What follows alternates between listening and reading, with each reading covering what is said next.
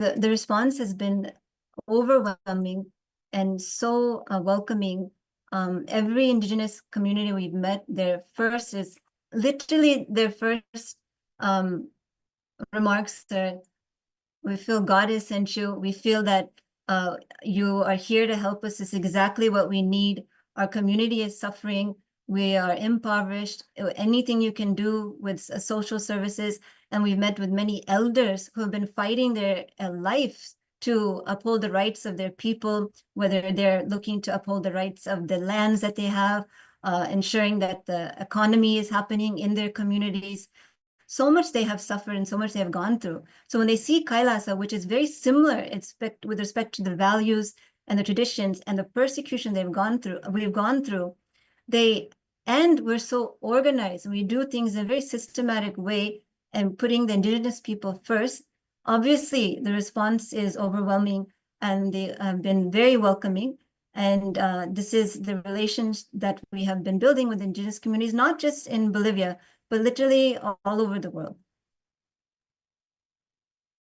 Actually, that's a very beautiful point that you highlighted, because I do remember many of the indigenous nations actually being so amazed at seeing the way how the Kailasa as a nation is being organized, and that being such a huge difference-making thing for all of them. So that's a very, very, very important point. So now, when such great work has been happening, and these Hindu-mesic, anti-Hindu, Hindu-phobic, racist media channels and the deep state elements, when they are interfering and trying to destroy this hard work, and especially trying to stop, basically they want to stop the indigenous nations being empowered. So I also know that we have been finding it very, very difficult to contact our own people who are serving there, our monks, the sister monks and brother monks who are there serving, and there's a lot of attack that they are also enduring because of empowering the indigenous nations. Could you share some insight about this also? What type of attacks are they facing? What is actually happening even on ground there? Actually, what's happening on ground is absolutely frightening. Our Indigenous male and female monks on the ground have been illegally detained for no reason. There's no sort of arrest warrant, there's no court order, there's absolutely no information released about them. Even the lawyers, which is a fundamental right in Bolivia for each person to have a lawyer, they're not even allowed to see them. They're not even given any single information till now. They have no idea actually what is happening. Actually, why are Indigenous monks on the ground, why they're being detained.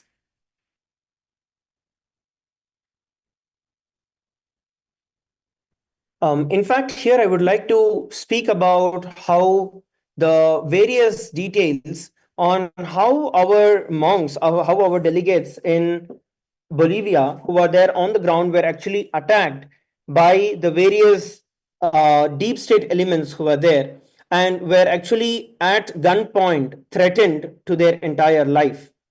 And things actually began when the various deep state news articles and media started publishing false information about Kailasa and Kailasa's intentions and how the indigenous were working. And in fact, if we look at it on the other side, the indigenous local presidents of the indigenous nations were completely in support and in favor of Kailasa. And that is how it started.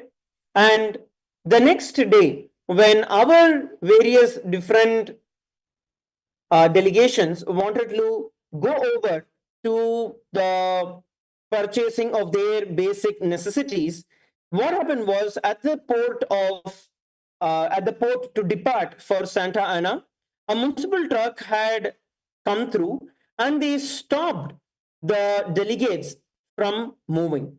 This happened right at the morning, around 9 a.m. in the morning, and from 9 a.m. the truck was stopped and there were various people mobs who had actually come in.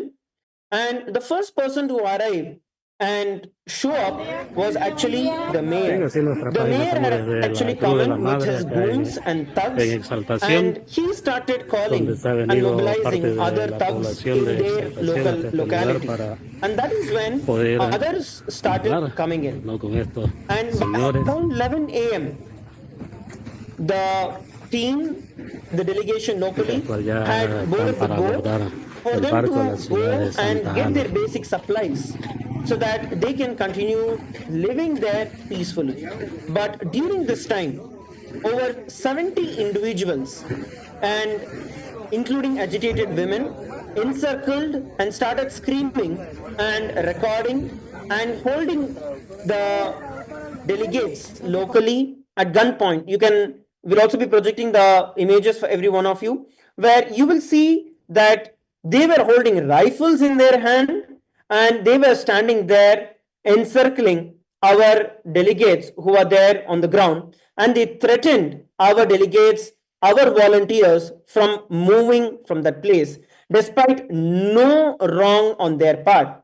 And our delegates, these monks, also have humanitarian visa in Bolivia, and they're all legally approved by the immigration to serve and to conduct various humanitarian services which are there.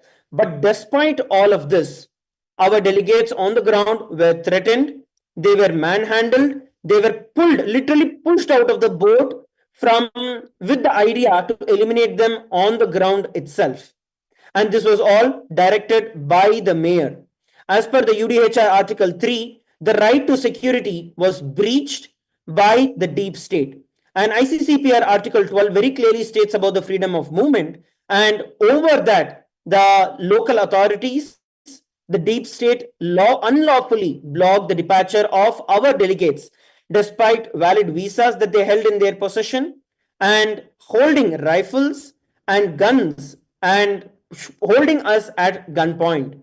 So this is what happened early in the morning between 9 to 11 a.m. And in the scorching sun, they had tried to push them away into the water, trying to kill them on the spot. And at around 11:30 a.m., while boarding the boat, the mob members pulled out the bags of our delegates, our monks, and they started threatening, they started shoving one of our delegates. They were grabbed and beaten on the ground, causing them to fall on the ground, puncturing their foot, causing them to bleed. And all of this was intervened by a couple of our other delegates so that they are stopped from being dragged and pushed into the water and being terminated. This is what was going on the ground. And these are all the monks of the sovereign order of KAILASA, Nithyananda. It is these monks who went there, giving up all their life, giving up all their so-called wealth and everything just to serve people, just to serve the community. And this is what they had faced. And the persecution that we went through, that we have been going through even now as we speak, is just tremendous. When we look at it, one of the other monks, the necklace was ripped off. The necklace was ripped off the neck. It was not removed, it was just ripped off the neck, which hurt, directly started bleeding the delegate, the monk who was there. And they were specifically left in the scorching sun so that they would have sunburns. They were denied, categorically denied access to food and water. And there was very little space for people to even be there, because the people had barged into the boat trying to push them off. And even as you can see in the photos, people started climbing into the boat, and even the people with rifles were standing right beside them closely, trying to threaten them and their life. And this is what was going on. And continuously, this attack never stopped. And this violated various articles, whether you take the UDHR Article 5, which is directly towards the freedom from torture and cruel treatment. This is even if you are a person who is accused, you still have these rights that are vested in you. But here, just for doing the humanitarian activities, just for offering the humanitarian activities, the monks of the sovereign order of Kailasa have been attacked. Same way, right to property, the UDHR Article 17. This shows our right to the sacred religious artifacts. And on the other side, in contrary, they were denied, they were ripped off the religious marks that were there. So these are the various different things that we're looking at that had happened in the initial hours. So just to understand this, our monks who were there on humanitarian visa because they're just there to serve, and they were, whatever they were doing was only services, and the people that attacked, these were not the indigenous people, right? So these were the people, another a group of henchmen with rifles who have been driven by the anti-Hindu, Hindu-mistic elements and anti-indigenous groups, the racist groups that had actually come and attacked our sannyasis who were there merely just to do the services. And actually, one very important fact I would also like to state here is that till now, we are not able to contact many of our monks who were there just to serve. They have been illegally detained, which is completely against the international laws and even violates many of the laws of the very government there itself.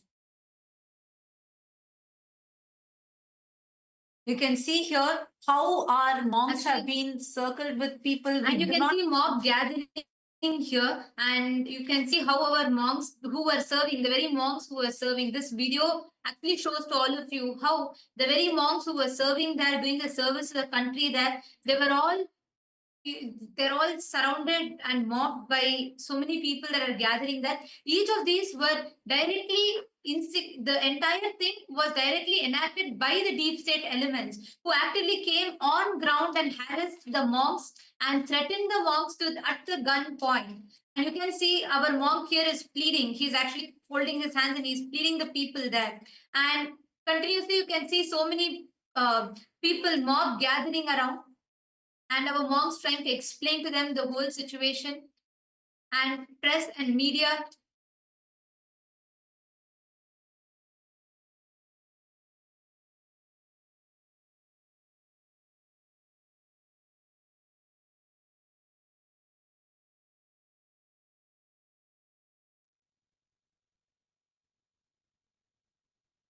So I see that this is I'm seeing the visuals are clearly showing these were live streamed, and we were not able to reach out to our own sannyasis. What's the situation right now? As we are talking, are we already able to reach out to the sannyasis? Do we know, are they all safe?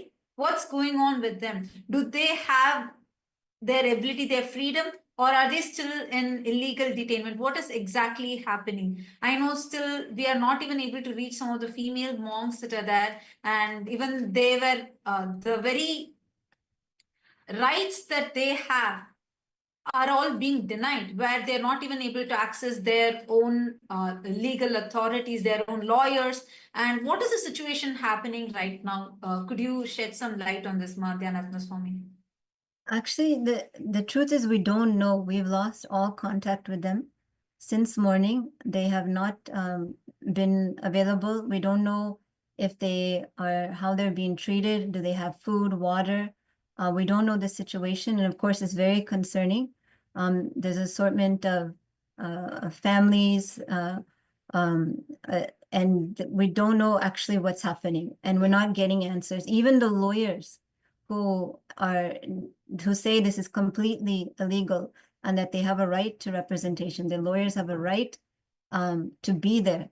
They have a right for their lawyers to be there, but the lawyers were not allowed in when whatever investigation was happening, and they have no information. They're just saying we don't know, and they're just waiting. So it's a very an unsecure situation right now. We don't know what's happening. We don't know where it's headed. And we call on all members of the indigenous community, international community, to stand up and ensure that this persecution stops right now and they're released.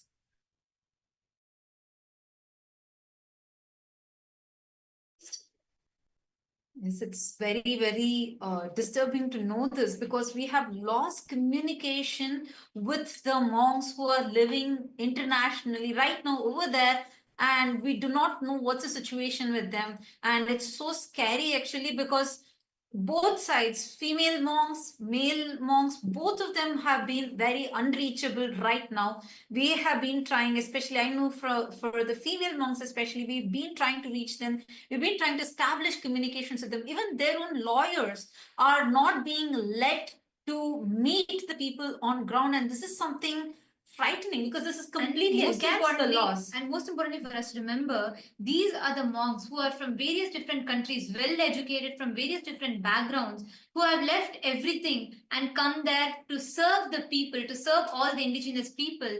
And this is how they are being threatened. Like, I mean, you can literally see here in the pictures, circle for all of you. Here you can see how they're standing here with weapons, rifles. They were threatened with rifle at gunpoint.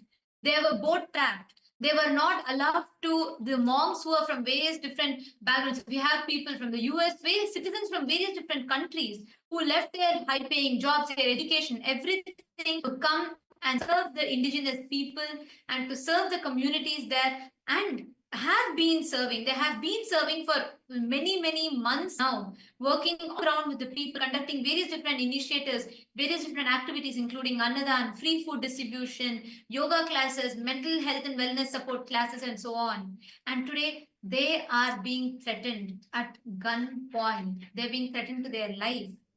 And I also see a question from a YouTuber. Ma Durjati has asked, they were held on gunpoint. Yes, Ma, that is a rifle image that we just zoomed in and showed to you, that these were the people, they were actually held. We could only gather very few visuals, because the sannyasis there have been cut off from communication. They are under illegal detention in the hands of these racist deep state elements. So the situation right now is very, very serious, and this is a clear persecution happening right now, as all of us can see. So this is what is happening right now. And we also want to encourage any of the viewers, see, this is live right now, and any question you have, feel free to post it here. I'm seeing a viewer named Ma Sonali Gupta who has posted in YouTube, do we know what triggered all of this? Why is this attack happening? See, the attack is happening just because these indigenous nations, these indigenous people are being empowered. And it is a racist Hindu music attack by the media, nothing else. Just because KAILASA stands for indigenous rights, reviving the indigenous cultures and traditions, just because of that, we are being attacked. And these indigenous people globally, if you see, they are fighting so hard, for example, just to preserve their forest. We can see so many examples of them globally fighting so hard to prevent deforestation, which is very, very important to mitigate global warming, for example. But even for that, something that is so critical, they do not get any kind of support. They keep, they keep fighting for years and years and years, but nothing comes out of it. So just because KAILASA, Swamiji is giving them support, is empowering them so that they have a voice, so that they get the confidence to fight for their culture, for their traditions, fight for their environment. Just because of that, we are being persecuted, we are being attacked. And one thing I want to add also, being illegally, wrongfully detained means our delegates, our monks, the monks of the Sovereign Order of KAILASA's Nithyananda, would be facing so many human rights, basic human rights violations, because that detention itself is illegal. which means they would not be getting any water, they would not be getting any food, they would be tortured, be it physically tortured or psychologically tortured. So many human rights and religious rights violations they would be going through. So it is very, very important that we bring awareness to this persecution, the continued persecution that KAILASA has been facing for decades now. Just because we want to bring global peace, just because Swamiji is working so hard to bridge the gap between the ancient nations, the indigenous nations, and all people, just for the sake of global peace and coexistence among all people. And I would actually like to add over to you, Ma. And one of the important things, as you told, right, especially with regards to the illegal detention and what would be happening, one of the main reasons why we actually don't even have that much of footage is because all the gadgets of our delegates, of our monks, when they were on the ground, were one, destroyed, second, they were broken and damaged by the mobs who were there.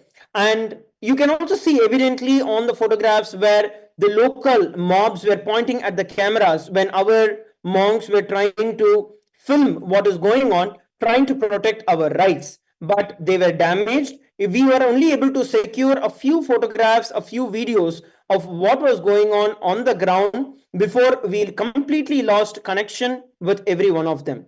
The locals, and when I'm speaking about locals, it's not the indigenous, it is those who came along with the mayor and the deep state races who actually arrived on the ground with the various guns and other weapons.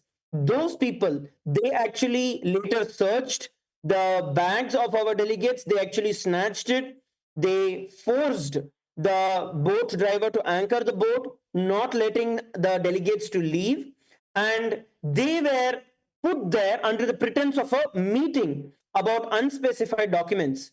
And but there was absolutely no fact, there was no detail about any investigation or a warrant that was there to either search. And later, even after the police had arrived, they had colluded with the mob, demanding the passports, ignoring the pleas and the safety of our monks. That's what we are looking at. And Parvati Swarupini is asking, is saying rather, did you know that international courts have repeatedly upheld that indigenous peoples have inherent rights to maintain connections to their ancestral territories regardless of borders? Yes, that is very true. But despite that, there's no respect to international laws. The persecution keeps happening. And, for example, even this detention, it is an illegal, it is a wrongful detention that is against all international human rights violations, international laws. But despite this, violations, persecution keep happening. And that is why, again, it is us that needs to raise the awareness to what is actually happening on ground. And, yes, just want to Yes, add to actually that is that there's many conventions also.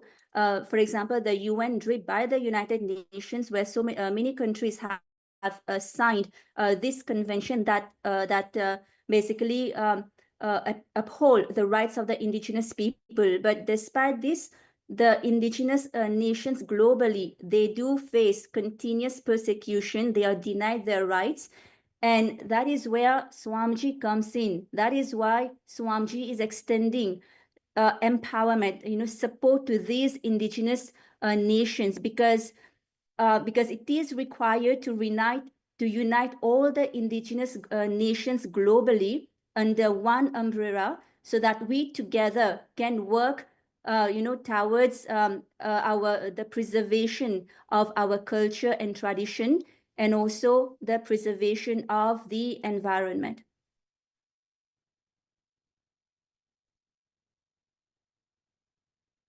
As you had very rightly put it over here, Ma, one of the main other reasons why we are also looking at this is because the reason that it is not just local forces. I think one of the questions that we are also receiving is that uh, is it just the local forces who are behind this, or is there some other local political power play that is responsible, or is it deeper than that? So what we are looking at here is, we are actually, honestly speaking, we are also really concerned about what is going on, because the entire team of monks, so it was not like one or two people, it is a whole group of monks who were actually serving, and all of them have disappeared. We don't have communication with any of them. Our local lawyers were there. We are not, they are also trying to, they are also telling that this is a very unusual situation where we are also not able to get any information about what is going on, where are they, why were they all taken away, driven out, why all their items were confiscated.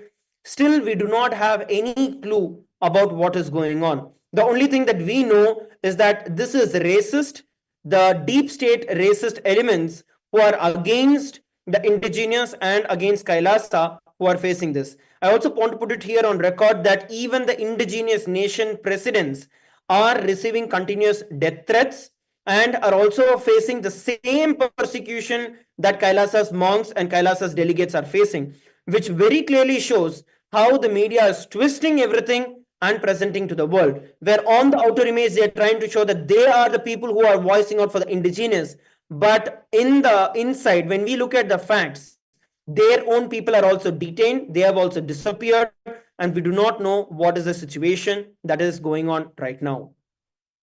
In fact, the last reports we have from the team on the ground, especially the female team on the ground, they were saying they called and they were quite concerned because men were scaling the walls of their compound, jumping over, and illegally entered into their compound, and then we lost all connection with them. We don't know what happened. And they're completely cooperating.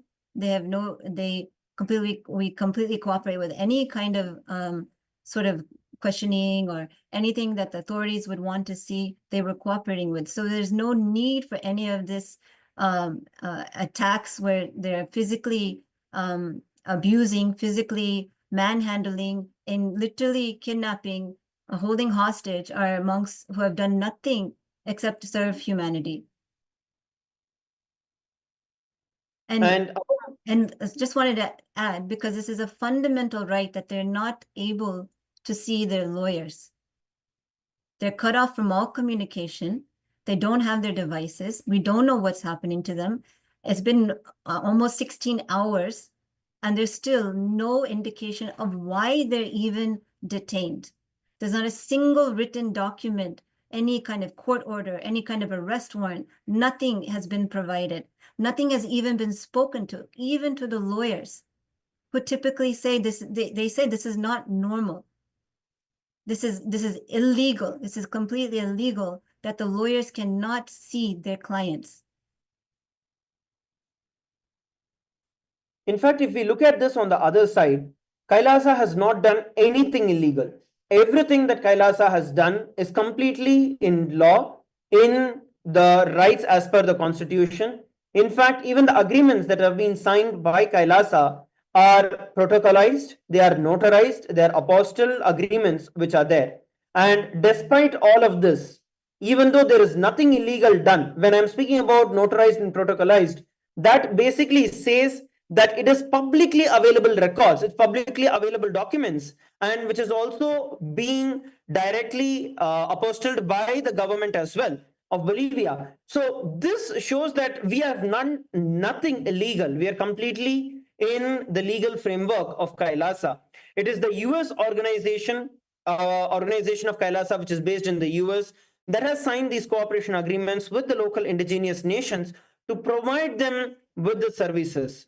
But what we are looking at here is absolute human rights violation by the Hindu-phobic, anti-indigenous, racist, and deep state fellows who have been continuously attacking Kailasa, monks of Kailasa, monks of the Sovereign Order of Kailasa, and they are illegally kidnapped. And as Dhyanatma Swami had shared, I would like to reiterate, we are not allowed to contact our lawyers. Our lawyers on the ground are not able to reach out to our delegation, to our monks, and we do not know what is going on, which is absolutely against all the international norms and protocols.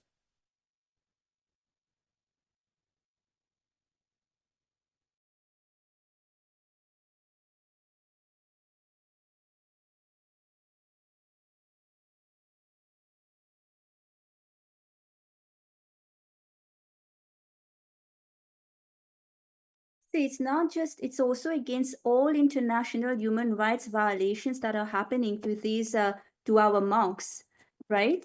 And, these agreement that was signed, that, as you said, we are doing everything legally. The documents have been apostilled, they've been notarized. And despite this, the persecution is, keeps happening. Actually, one point that I wanted to add here also is it's very important for all of us to know, up until now, we do not know what is happening to the monks. And so many women, and it's a lot of female monks that are there who are doing the service to the indigenous communities, and we have no clue of what is happening to these monks. And just in the morning, in the wee hours of the morning, we had people in uniform and random people scale into the female monastery campus. They scaled the walls, got into the female monastery campus, and from that point onwards, we have not been able to get in touch with any of the monks. All the female monks who are different, so people from different countries around the world who have come, who have been there to serve the people, serve the indigenous communities, we have not been able to get in touch with them. We do not know whatsoever is happening with the monks. Our lawyers have tried. What is happening right now is illegal. It is against the humanitarian rights, the fundamental rights, violating the rights to access to lawyer. And the lawyers of the female monks are standing and trying to get access. They are not being allowed. There are armed people standing around where the female monks are currently stationed. We are not able to know what is happening. And the worst part is lawyers. Our own lawyers are not being allowed inside. That's the worst part. And these are local lawyers who are there, who can very well, as an international law, it is a fundamental right for us to have the access to our lawyers, our attorneys, but we are not even allowed to have that level access. Also, one very important thing that I'm just noticing here is, Nithyananda Swami, could you just correct me if I'm wrong? As how I understand, the campuses of the female monks and of the male monks is completely separated, like they are miles apart. Am I right? And at the same time, this is like a multi-pronged attack. Did it happen like on the same day? It's happening on both places? Exactly. You bring up an excellent point. These campuses are hundreds of miles apart. And at the same time, these raids, these attacks on them were happening, the kidnappings, holding them hostage, cutting them off from communication, manhandling them, you name it, has been happening at the same time. And This is another thing I would like to add in over here to Dhyanatma Swami is that it's actually a very important point that was brought up. And in fact, given that Kailasa's delegation, Kailasa's monks locally have been serving various different indigenous nations. So it's not just one indigenous nation that Kailasa has been serving, but several indigenous nations have been served by Kailasa continuously. And in all of these places, the indigenous nations as well as Kailasa's monks were attacked simultaneously at the very same time. And this was actually a very well planned, targeted attack, because as we can see in the media over the last almost a week's time now, that the racist media, the anti-indigenous media, was publishing fake articles and deep state articles in the social media, in the mainstream media, that was instigating the locals or the others other than the indigenous to be prepared for what was going to happen, so they can cover the entire thing as an attack on the indigenous, completely convoluting the entire ideology that is there. They did not even take any statements from the actual indigenous people who are there on the ground. They just gave their own ideas that were there. This is a very important point because as a media, you're supposed to consider all the sides. So they did not ask any of the, okay, they didn't ask Kailasa. They did not even consider or consult with the indigenous people, and they had their own narratives prepared. Actually, this is only exposing a deeper level attack that is happening. It's a deeper level conspiracy. And let alone asking, one important point that I want to mention here is this: they are instigating the mob to attack our monks.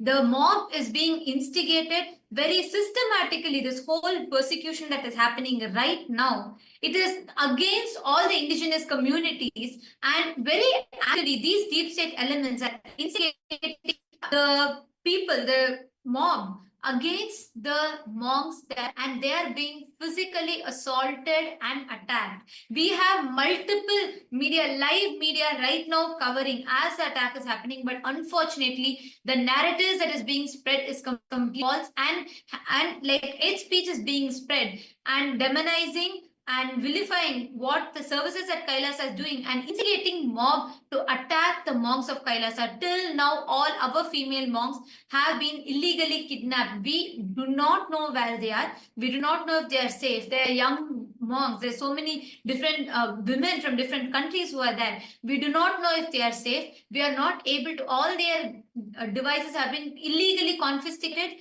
and they are not allowed to talk. They have not been allowed to interact with us whatsoever. Our lawyers are not able to reach them right now as we talk. Already so many hours have passed, almost a day has passed.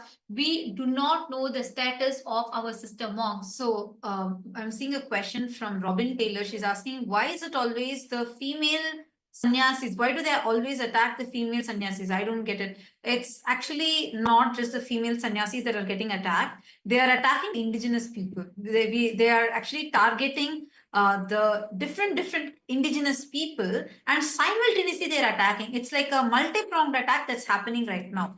And I'm seeing a question from Soumya, who's asking, how come attacks happen same time on both the campuses at miles apart? This raises concerns. Exactly the most shocking thing. I just want to have a little more insight on this, Nithyananda Swami. If you could shed more light on this as to all these people, I know they're like in completely hundreds of miles apart, right? So none of them are actually connected.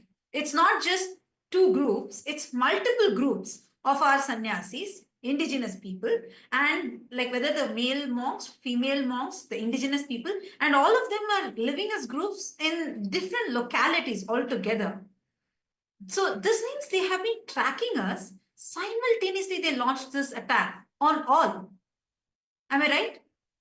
They launched the attack on multi-levels, the media, through immigration, through various law enforcement, and like you pointed out, different, they call it departments. It's like different states, so different cities. And they've managed to do this without legal representation. It is absolutely shocking that for so long, people have been held in custody without their basic liberties. This is not something you hear very often. Even in the worst countries, a lawyer is, the fact that a lawyer can see their client is respected in whichever level. Here, the lawyer is not even able to see the client. The lawyer was not even allowed into the premise of where the female monks were. And the lawyer is not given any information, not even to know basic of what is the reason for this. Show the arrest warrant if there's an arrest warrant. There isn't an arrest warrant. Show the court order. There's no court order. It's just simply they scaled the walls, they barged in, they manhandled, they cut off their devices. We lost all communication with them. And now they've been taken to some place. What's happening to them, we don't know. My God, this is so scary. And we need to understand what God. this is just this is happening to the female monks. And on the other side, to the male sannyasis, to the male monks, it is extremely disheartening what is going on right now, because the crowd, the mob instigated by the deep state, and there are few men in uniform who came, they grabbed the personal belongings of the monks, and they went through all their passports, confiscated their passport, all their travel documents, personal documents, and they released it to the media. They were mob people, media that are broadcasting our sannyasis documents, their personal documents, passports, everything live. From morning for a whole 2 days, they have not been allowed to eat food or drink water. And we all should know there are few people, the indigenous communities, who have been benefited by the service of Kailasa, by the service that these monks are doing. Many indigenous communities are coming, trying to give some water and standing to support these monks, but the mob instigated by the deep state elements are attacking any indigenous person that is standing with us. Actually, just this morning, this has been going on for the last 2 days. The sannyasis have not been able to drink water for the last 2 days. In fact, one of them fainted on the ground.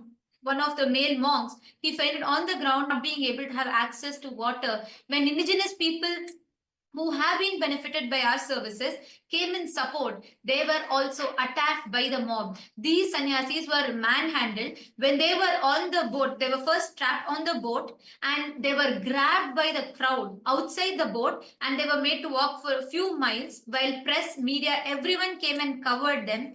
And as the monks are trying to explain, their bags were grabbed from them, and all random people started going through their bags, and whatever their passports, all their travel documents, their personal documents, medical history, everything was confiscated, and they were given to the media. The media started streaming all of this, taking their personal documents and sensitive documents and showing it on live. On the other side, all their personal belongings were grabbed away from them. They were pushed, manhandled, and they were not allowed access even to have water. They literally, the sannyasi fainted on the ground because of not having even a morsel of food or water for almost 48 hours now. Yeah, and I wanted to add to that. The scene was absolutely horrifying for our male monks. Okay, first of all, they, as you noted, they were manhandled. They were pulled off a boat. They were prevented from just simply going to the town to get supplies. And these are very simple beings. They built the house they are in with their own hands. It is a most simple accommodation that they built from the scratch, just so that they could have shelter and do the services in the community, the indigenous community. But in return, they were beaten, they were dragged off the boat, they were held at gunpoint. And then when they were forced to go to the center of the city, they were surrounded by the mayor and his henchmen, and they went through all of their belongings, trying to humiliate them. There were many people videotaping, recording the whole scene, went through all of their baggings in public. There's literally like 100 people watching. Is this an investigation? Is this law and order? It's a complete banana republic. How can this happen when people have simply dedicated their lives? They've taken vows of poverty. They've taken vows of austerity, simply just for living for others. And this is the repayment that they get. And they were taken by force onto a plane, a car, dragged across country. We don't know where, we don't know what's happening to them. Similarly, we're not getting any answers. And also, actually, Dhyanatma Swami, what you brought up now is a very important point that I want to add on. And all the viewers, if every one of you that are watching now, I see so many questions, so many comments that are coming continuously on YouTube. I request all of you, show your stand up and be a voice for this attack. Enough. We Hindus have been continuously persecuted no matter what. And now all the indigenous nations are being persecuted. It is important that we stand up. We request every one of you to use hashtag Kailasa Indigenous Nation Attack And we are showing this hashtag for all of you right now. We request every one of you to take a moment. Please head to Twitter. Let us raise this voice. It is enough of these persecution. Anytime, wherever we do the service, whenever we do something good to humanity, and whenever we stand up for any rights of Hindus or rights of indigenous communities, we are being attacked. It is time we put a full stop to this. We need to raise it to the international, all the humanitarian watchdogs, all the different international humanitarian organizations. People need to know the truth of these attacks and persecutions that we are facing. And right now, as we talk, I see so many people, Ma Sonali, Ma Soumya, Sri Divya, Ma Patricia, and Ma Jing, Susan, Sandhya Nambiar, Hilde, and I have so many people, the comments actually flooding in support right now. But I request all of you to please take to Twitter. Use hashtag KAILASA Indigenous. Sorry, we request all of you to use hashtag KAILASA Indigenous Nation Attack, and please post, tweet, make the tweet.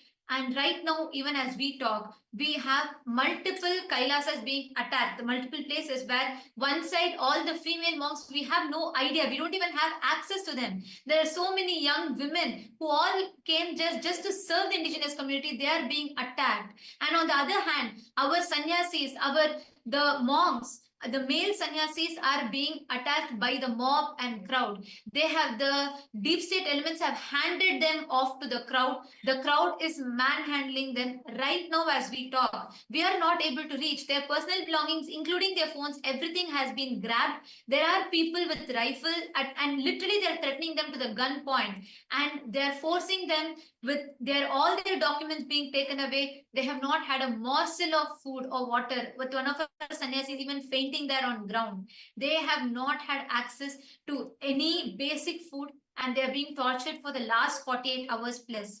And all the different women who are well educated from various different nationalities, citizens from various different countries who have come there to serve humanity. And we are very, very concerned right now.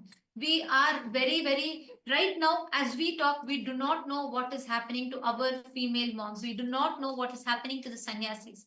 We have people who are well educated, who have left their high paying jobs. We have sannyasis who have left everything, who have come there just to serve the people.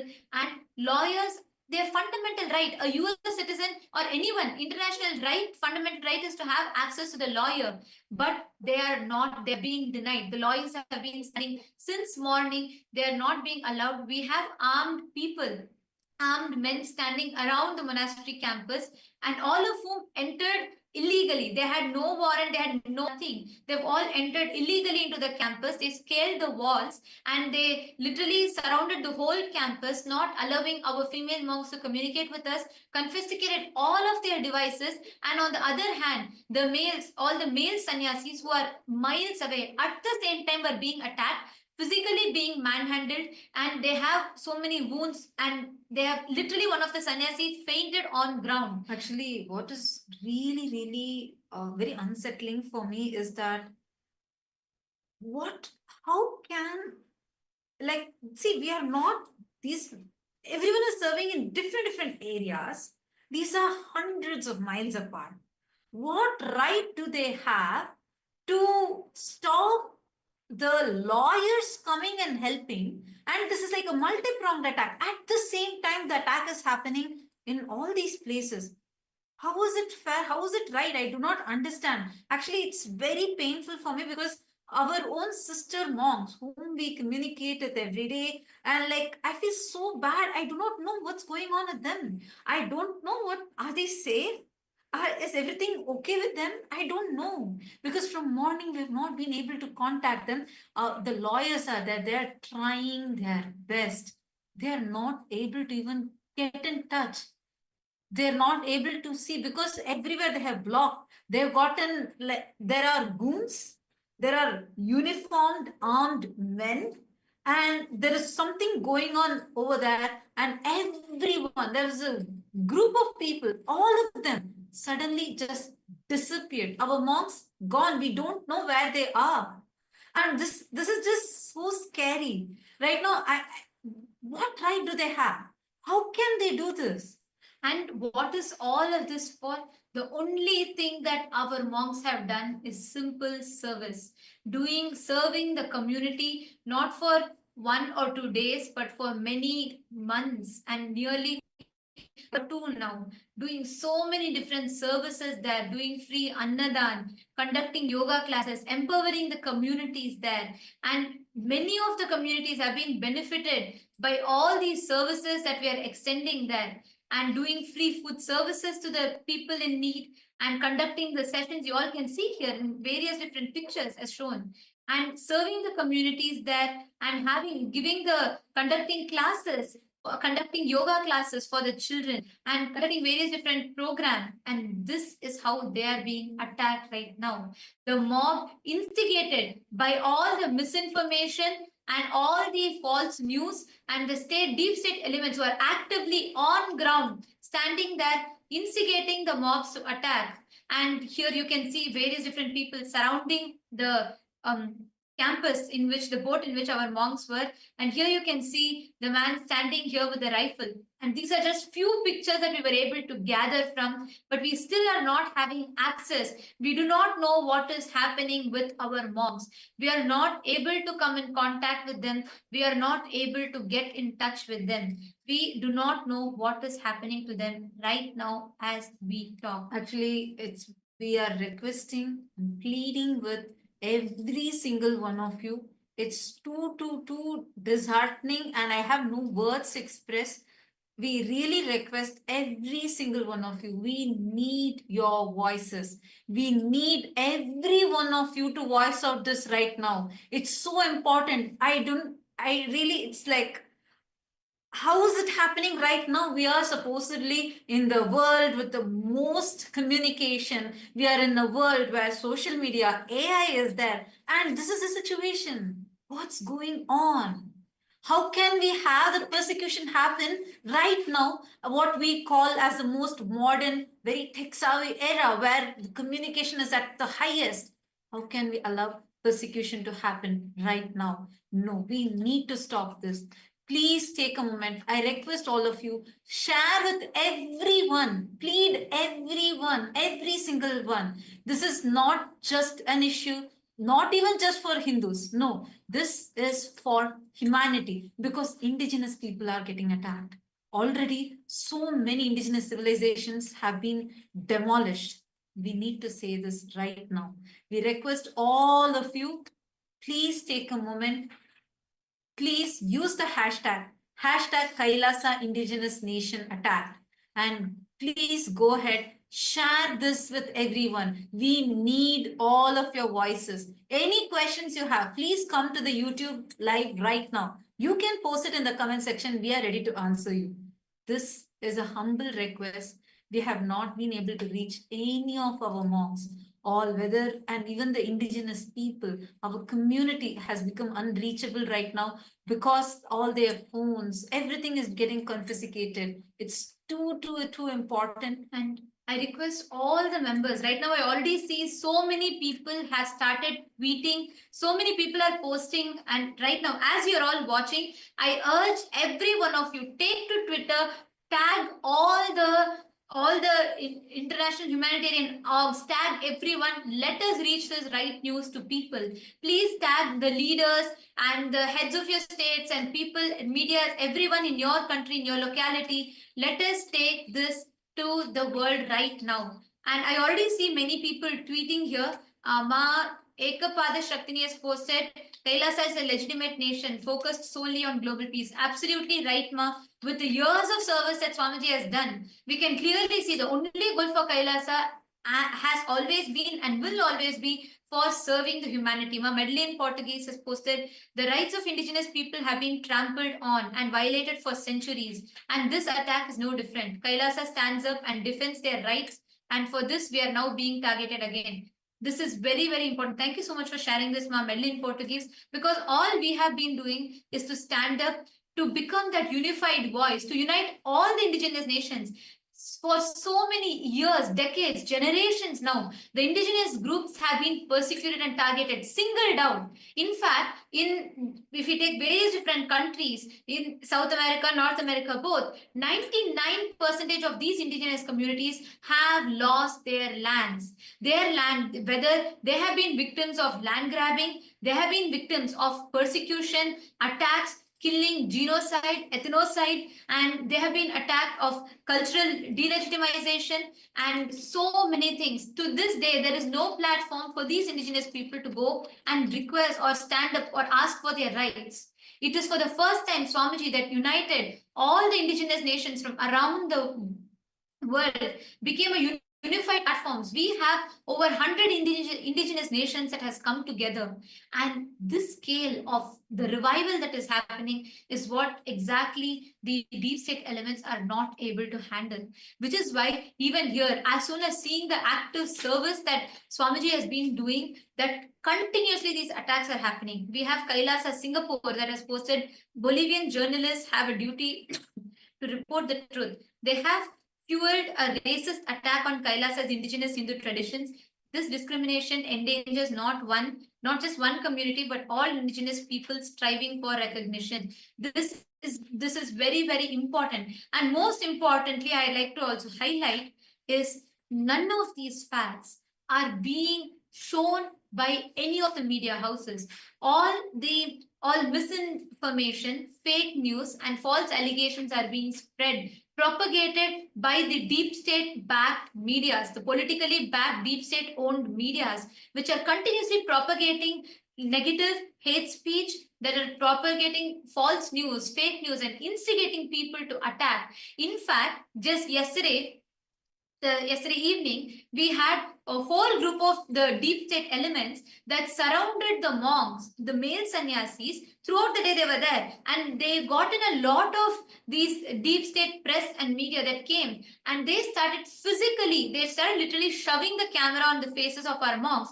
They started physically assaulting the male sannyasis. They were not allowed to go anywhere. They were not allowed to move, and they had so many wounds. They were bleeding because of the attack that mob was having, because they instigated the mob. The mob was angry, and they were manhandling the sannyasis there, and they were not getting any protection from any of the officials whatsoever, because the deep state, the politicians were standing on the ground and masterminding this entire attack. And many indigenous groups, which has been benefited by our services, who know the real intentions and how Kailasa has been serving, in support of so many indigenous groups came together, and they started voicing in support of Kailasa, in support of the monks. All of them were also manhandled and beaten, attacked. This is the current status, but none of the media houses are showcasing any of this information. They are not showing what currently is happening to our monks. And I still see I see another person from Malaysia was posted, this is absolutely atrocious, these attacks on Kailasa. And just to remind this is not just singling out Kailasa alone. This is all the indigenous communities, indigenous groups that have stood for their rights. Everyone, all the indigenous groups that have joined together with Kailasa, all the indigenous organizations that are standing and voicing out for their rights are being attacked. Anyone that is going and speaking the truth right now are being attacked. They have no protection.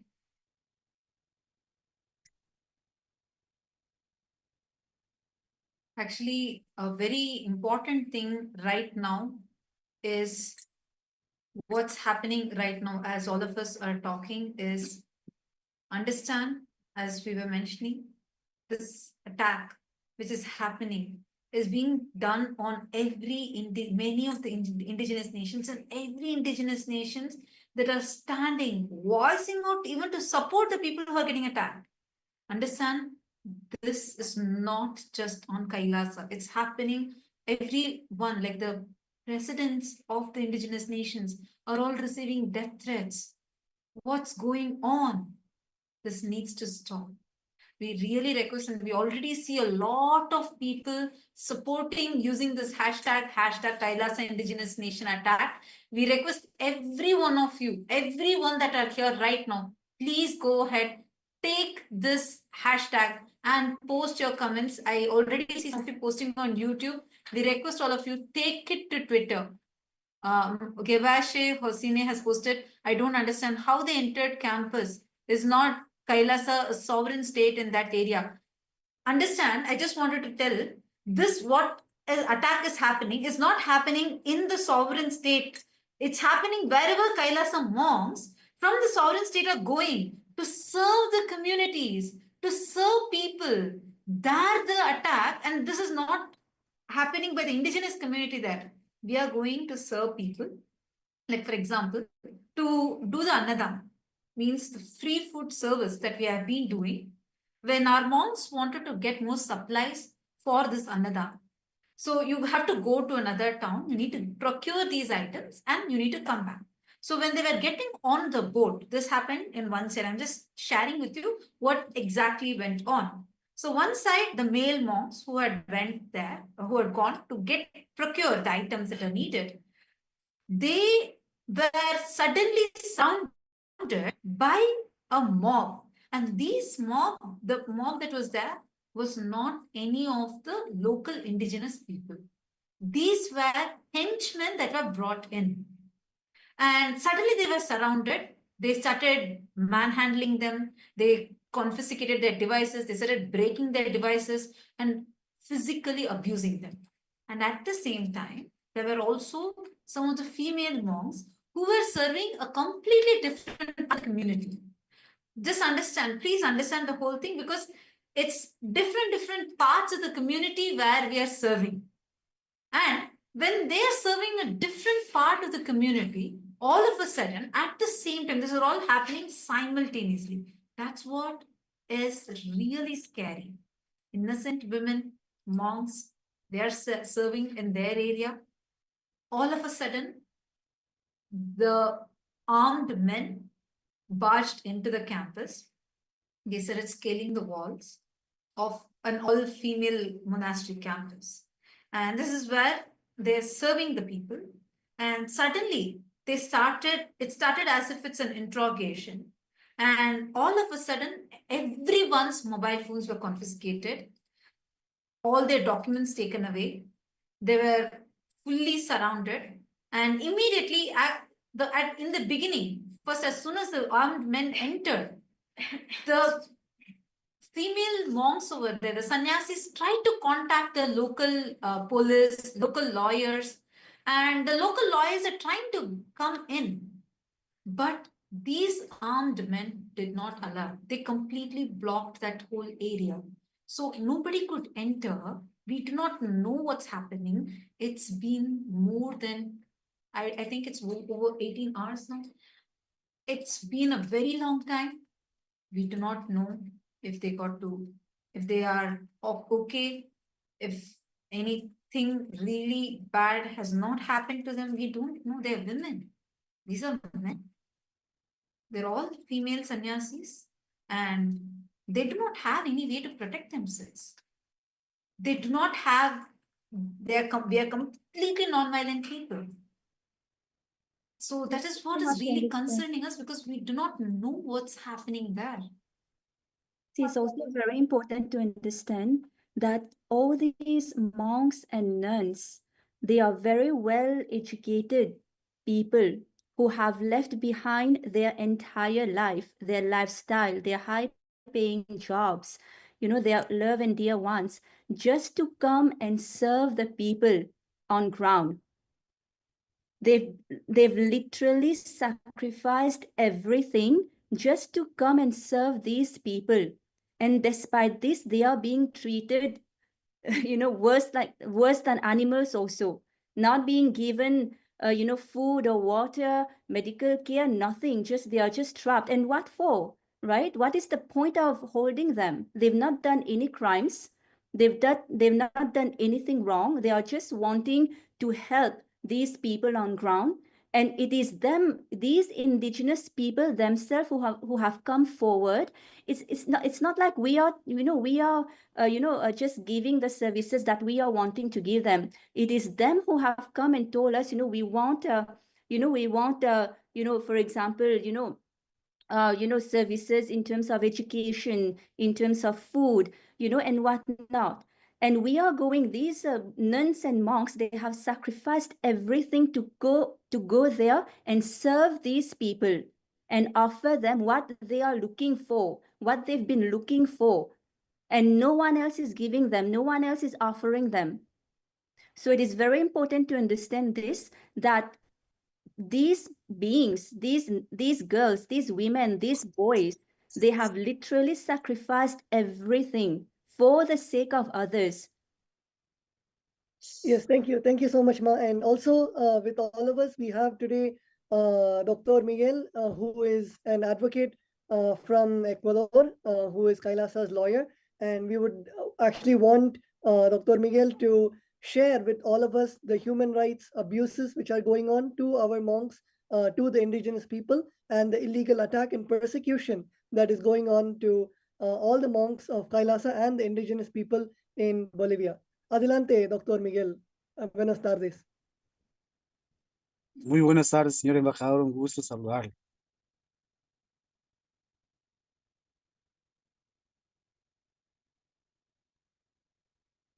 Hola.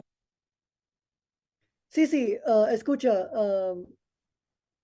Podemos Perfecto. empezar, doctor Miguel. Sí. Bueno, lo que debo comentar es que las personas son monjes, son sannyasis que han llegado a las comunidades indígenas ancestrales de Bolivia para realizar trabajo humanitario, servicios de yoga, servicios de educación, de salud, ¿sí?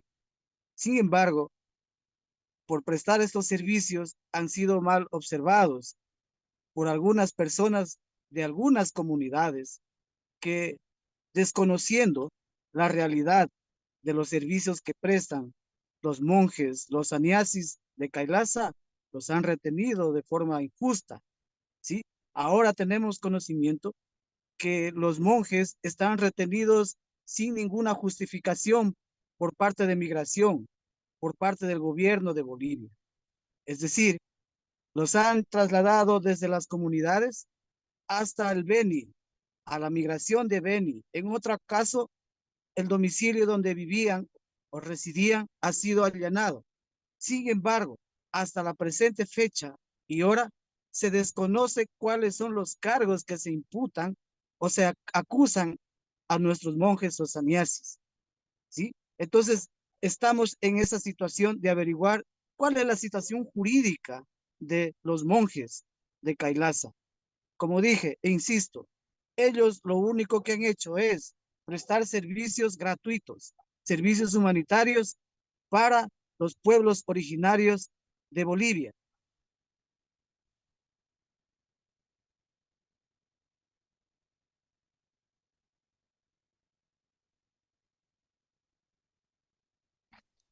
Gracias. Gracias, doctor Miguel.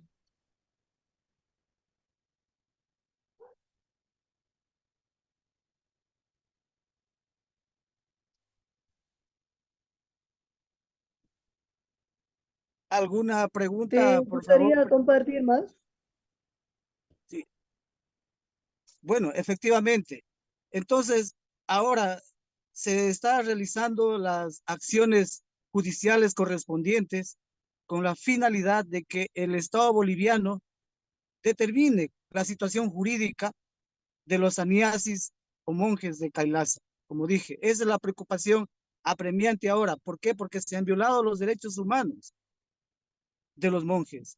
Recordemos que Bolivia es signatario de la Declaración Universal de Derechos Humanos, del Pacto de San José y muchos pactos, tratados y convenios internacionales, ¿sí?, que tutelan y protegen la individualidad, ¿sí?, el derecho a la vida, a la integridad física y psicológica de todo ser humano, indistintamente de la acción o acto que haya cometido, pero que en este caso de nuestros monjes no han cometido ninguna infracción penal, ¿sí? ¿Por qué? Porque ellos lo único que han hecho es trasladarse a las comunidades a prestar los servicios humanitarios. No existe ninguna infracción penal que haya sido cometido por ellos. Por lo tanto, su detención o retención, tanto en migración, tanto en las diferentes instituciones, así como el allanamiento ¿sí? Del lugar o casa de habitación es totalmente ilegal. Lo que debe hacer el gobierno boliviano es poner en libertad de manera inmediata a los monjes, porque incluso su situación jurídica en cuanto a migración, su estatus migratorio es legítima, es legal. No han excedido los plazos determinados por migración, de tal manera que al no existir ningún cargo, ninguna acción ilícita por parte de ellos, tampoco haber o estar en una situación migratoria ilegal, su permanencia en Bolivia, por lo tanto, deben ser ordenada de manera inmediata su libertad. No se puede tener a los monjes privados de la libertad. Es por eso que nosotros hemos iniciado ya la acción legal correspondiente con la finalidad de que el gobierno boliviano determine su ubicación, su estatus jurídico, cuáles los cargos que se imputan a nuestros monjes, con la finalidad de qué? De demostrar, ¿sí? De que primeramente se violaron los derechos humanos de los monjes y segundo, de que no existe ningún cargo, ninguna responsabilidad de ninguna naturaleza que comprometa su situación jurídica. Por lo tanto, nosotros vamos a exigir que el Estado boliviano, ¿sí? No se deje llevar, ¿sí? No se deje llevar por las falsas acusaciones que salen en redes sociales, como que KAILASA ha comprado tierras, como que KAILASA tiene tierras para explotar a los pueblos indígenas, para explotar recursos naturales. KAILASA lo único que hace es proteger los derechos culturales y ancestrales de los pueblos indígenas. Por eso ha enviado a los monjes a sus territorios, ¿sí? Para que ellos trabajen conjuntamente con los pueblos indígenas y así en algún momento puedan también llegar a tener conocimiento, ¿sí? En todos los aspectos y puedan tener una vida digna. Nosotros no nos involucramos en actividades políticas, ¿sí? Lo único que nos mueve a nosotros es apoyar y trabajar con las comunidades y pueblos indígenas del mundo. Eso es lo que nos mueve. Y mientras tanto, como digo, insisto, ratifico de que nuestros sannyasis han sido vulnerados sus derechos humanos y por lo tanto el gobierno boliviano debe responder por eso, por cuanto que no existe ningún acto ilegal cometido por parte de los monjes o sannyasis que se encuentran ilegítimamente retenidos en la ciudad, en el sector de migración del Estado boliviano. Gracias, gracias, Dr. Miguel. And to translate for everybody watching us live on the various social media platforms, Dr. Miguel was, as a lawyer, giving his legal opinion on the current injustice that has been happening to our indigenous people and to our monks, which are happening right now. And Senor Miguel was talking about the rights, the human rights of the various international treaties, various international conventions, and how the basic human rights have been denied to our monks, to the indigenous people. Dr. Miguel was also talking about how that in this case, our monks have only been coming to provide humanitarian services, providing free food, providing free education, literally helping the indigenous communities of Bolivia.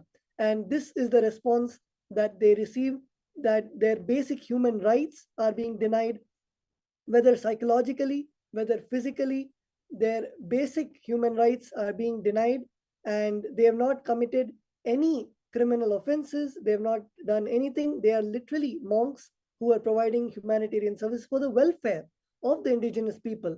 In fact, the indigenous people were so welcoming to KAILASA, were so welcoming with the monks, and literally had an emotional attachment with the monks that they were so upset when this is happening. Personally, whether it is the presidents of the indigenous people, whether it is the community leaders of the indigenous people, were so upset that this is happening to KAILASA, that it is happening to the monks of KAILASA who helped them all these months, all these years. And Senor Miguel was also talking about the human rights which were violated, and there is all the accusations that have been coming on social media are totally false, like whether KAILASA has bought land or KAILASA exploits the indigenous land of the indigenous people to exploit the natural resources. All of these are completely false. As we had mentioned earlier, KAILASA is very much aligned. Our treaties, our actions Kailasa holds the highest principles of non-violence. Our monks take the vow of non-violence, where we do not even hurt plants or animals, forget about natural resources, trying to hurt the ecosystem.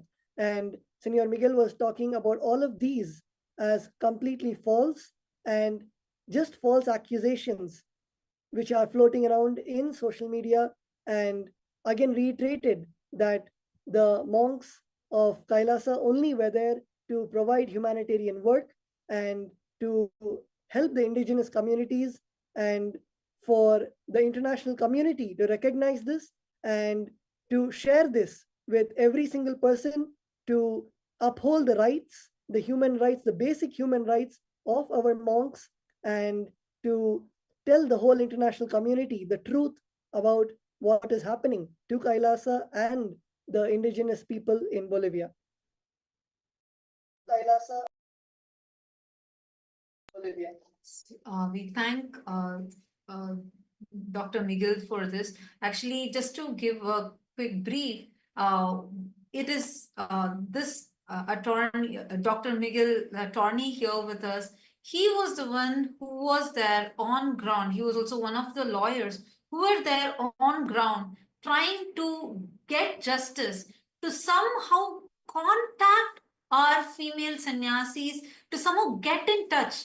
Until now, unfortunately, we have not been able to contact them. We do not know what is happening. He, as a lawyer, tried multiple times, and even many of the lawyers locally that are there are being trying to get in touch somehow to know what's the situation with the monks, to know what is happening. And he has been continuously trying to tell the truth to the media. But unfortunately, the Hindu-phobic, Hindu-mesic, anti-indigenous media is completely projecting only the lies, and they're not taking any of the statements, neither of Kailasas, nor of the lawyers, nor of the indigenous people. So the situation right now is getting really, really concerning. And also, as Senor Miguel just highlighted a very important point, he said that how currently the monks' human rights are being violated. The monks that are there, all the female monastery, the members, the female monks who are there, and the male monks, both, their human rights have been violated. They have been deprived of food. They are being illegally kidnapped. We do not know where they are. And all the Hindu-mesic, Hindu-phobic media houses are inciting hatred, instigating the mob against the monks, which is very, very serious, because there is no one there on ground who is protecting the monks. The deep state elements, the Hindu-mesic, Hindu-phobic deep state elements on ground are actively instigating the mob to attack our innocent monks who have been there only of service to the countries and serving the indigenous communities there. And as Senor Miguel also highlighted that how currently they're not able to access our monks. They're not, the legal team on ground is trying to reach. The basic fundamental right to access to lawyer is being denied. As you all can see, he's a renowned lawyer who's here with us on live, who's telling right now on ground, from the ground, he's reporting where he's not able to access the people. He is not able to get in touch. And this is the current scenario. There's so much of hate speech, racist, anti-Hindu hate speech being spread by Hindu-mesic, Hindu-phobic elements actively, which is completely masterminded, orchestrated by the deep state elements. We have seen this happen time and again. No matter which place we go, wherever, when there is service happening, and especially when it comes to empowering the indigenous communities, especially whenever it comes to empowering, serving the women, empowering indigenous communities, we are being attacked. And today, along with Kailasa, 100 other indigenous nations that are standing with Kailasa right now as we speak, every single one of us are being attacked. The heads of the various different indigenous communities are standing with Kailasa and supporting Kailasa, and anyone that comes in support of Kailasa, what the services that Swamiji is doing through Kailasa is also being attacked. This is the life scenario. This is what is happening right now as we talk. It is important that we, all the viewers, every one of you, please take to Twitter, take a few minutes and please post what your thoughts are. We are also having the inputs directly from the lawyer himself on ground, who's sharing, who's reiterating to us the gravity of the situation that is happening on ground currently. We are not able to get access to our monks. We don't know what is happening to them. We don't know if they are safe. We do not know how they are. We do not know in what condition they are in. All the monks, women, men from various different backgrounds, various different countries, walks of life, who have had who are all well educated, who have left their high-paying jobs and jobs to come here to serve the community, to serve the humanity, are being attacked. Our lawyers are not able to gain access to their clients, to them, to the monks. This is something like, it's not something, I'm not understanding how so blatantly they're able to do this. This is not something normal. This is atrocious. I have Dr. Senor, Sí, doctor Miguel, Dr. Miguel, I have a question. Doctor Miguel, una pregunta. Los espectadores quieren preguntarle al doctor Miguel. Nuestros abogados no pueden comunicarse con nuestros monjes. ¿Es esto siquiera legal?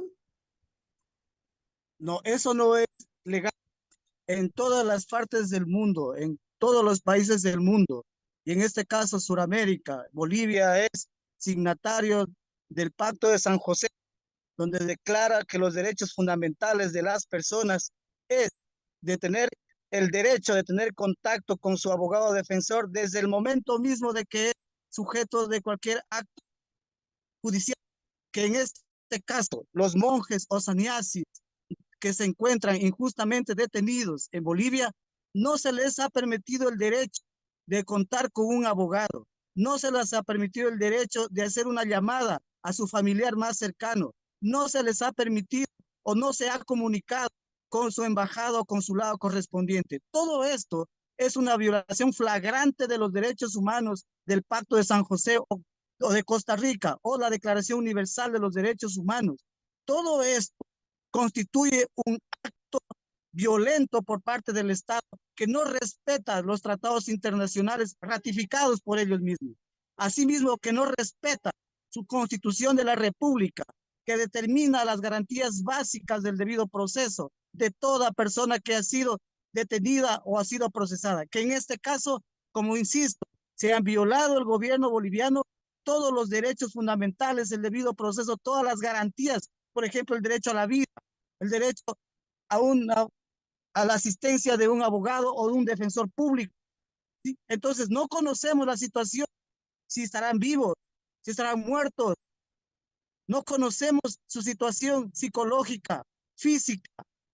Entonces, todo esto constituye una violación de los derechos humanos y que nosotros debemos intentar desde ya poner las acciones legales correspondientes ante los organismos internacionales. Insisto, el gobierno boliviano, lejos de ser un Estado que respeta los derechos fundamentales, se ha dejado llevar de lo que dicen en redes sociales, se ha dejado llevar de lo que dicen los políticos, que solo buscan connotación política para hacer daño al gobierno. Y sobre de eso han perjudicado y han violentado los derechos humanos de nuestros monjes o de nuestros sannyasis que se encuentran injustamente detenidos en Bolivia. Como dije, nosotros vamos a iniciar las acciones legales en el ámbito internacional, porque aquí no existe ninguna acción judicial que haya dispuesto que se inmovilice o se inhiba su derecho a la movilización universal de estas personas. Como dije, todo ciudadano del mundo tiene derecho a transitar libremente por cualquier país del mundo de acuerdo a las reglas que determine cada país. Y en este caso, nuestros monjes, ¿sí?, cumplen con toda la normativa migratoria. Su estatus legal es jurídica. No existe ninguna razón para que el Estado boliviano haya procedido. Lo que ha sucedido ahí es un acto de barbarie, ¿sí? Es un acto primitivo que afecta totalmente el Estado de Derecho y demuestra ante el mundo de que Bolivia viola derechos de los ciudadanos, en este caso, con estatus migratorio legal. Por lo tanto, yo insisto una vez más y decirle a la ciudadanía del mundo que el Estado boliviano, insisto, ha vulnerado los derechos humanos de estas personas. Además, debo hacer hincapié en lo siguiente, que todo es, toda esa detención ilegal no viene de una orden judicial. Todo esto viene porque el gobierno ha escuchado que en redes sociales un grupo de indígenas se encuentra en una comunidad y por lo tanto movilizan todo el ejército, movilizan toda la fiscalía, movilizan todo lo que es el aparato migratorio y sin justificación alguna los detienen. Todo esto al margen de los derechos humanos. Y lo único que han hecho los saniesis es prestar labor humanitaria. De eso, de la labor humanitaria, pueden dar fe los dirigentes de las comunidades, los capitanes grandes de las comunidades, que son ellos los que han permitido, han invitado a nuestros saniesis que lleguen a las comunidades a prestar ese apoyo humanitario. ¿Sí? Entonces, no están de manera ilegal, no han llegado de manera ilegal a las comunidades como piensa y dicen las redes sociales, porque en redes sociales se dice de todo, que nosotros compramos tierra, ¿sí? Que nosotros somos violadores, que nosotros somos defraudadores. En ningún momento ningún dirigente de la comunidad se ha pronunciado con respecto de las denuncias de KAILASA. ¿Por qué? Porque no existe motivo, porque todos los compromisos que ha hecho KAILASA con las comunidades han sido cumplidos tajantemente como se ha acordado con ellos. Entonces ustedes deben permitir también que las comunidades hablen y digan en qué momento KAILASA les ha estafado, porque eso jamás ha ocurrido, porque en redes también dice que KAILASA les ha estafado. Pregúntenle a los dirigentes de las comunidades si KAILASA les ha estafado. Nosotros hemos llegado a un acuerdo con ellos para prestarles ayuda humanitaria a perpetuidad, porque nosotros creemos que los pueblos indígenas no duran 20, 30, 40 años.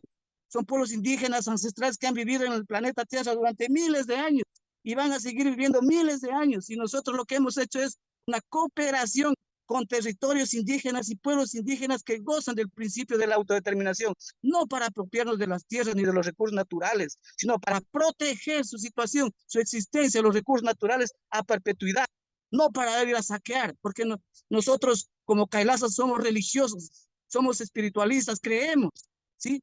De que la naturaleza y todo debe ser conservado, porque se vive con armonía con la naturaleza, pero más no para destruir. Lo que queremos es que los pueblos indígenas mantengan sus costumbres ancestrales, mantengan su diversidad cultural, su lengua, sus costumbres, sus comidas, sus bebidas, su idioma, su cosmovisión. Y nosotros trabajamos para eso, para que ellos en el tiempo alcancen un buen vivir, manteniendo sus costumbres ancestrales. Todo eso es lo que han hecho los sanieses y por eso han sido detenidos injustamente y el Estado no responde hasta sobre la situación de ellos. Por lo tanto, nosotros, como dije, insisto en ratificar que sea dispuesto ya al equipo de abogados para que realicemos las acciones legales correspondientes por esta atroz violación de los derechos humanos que ha puesto sobre todo de que la vida de nuestros sanieses se encuentre en riesgo. Como dije, no sabemos, ¿sí? No sabemos si nuestros sanieses están aún con vida, porque no se nos ha permitido en ningún momento tomar contacto con ellos. Tengamos en cuenta que no existe ninguna orden judicial para esa retención, porque efectivamente no existe ningún cargo, porque los sanieses no han cometido ninguna infracción penal, no han cometido ninguna acción jurídica que atente a los principios del Estado de Derecho del Estado boliviano. Lo único que han hecho es trabajar incansablemente por los derechos de los pueblos indígenas de Bolivia, y así como lo han hecho en otras partes del mundo, trabajar para el desarrollo, para que nuestros pueblos indígenas tengan autoestima, para que puedan vivir con dignidad, para 1000, para 2000, para 3000 años y hasta la eternidad. Eso es lo que hacemos nosotros como KAILASA y lo vamos a seguir haciendo, porque nosotros no violamos derechos, respetamos los territorios ancestrales, porque todo el mundo sabe, en Bolivia, hasta el más elemental ciudadano conoce de que los territorios ancestrales son inalienables, indivisibles y imprescriptibles.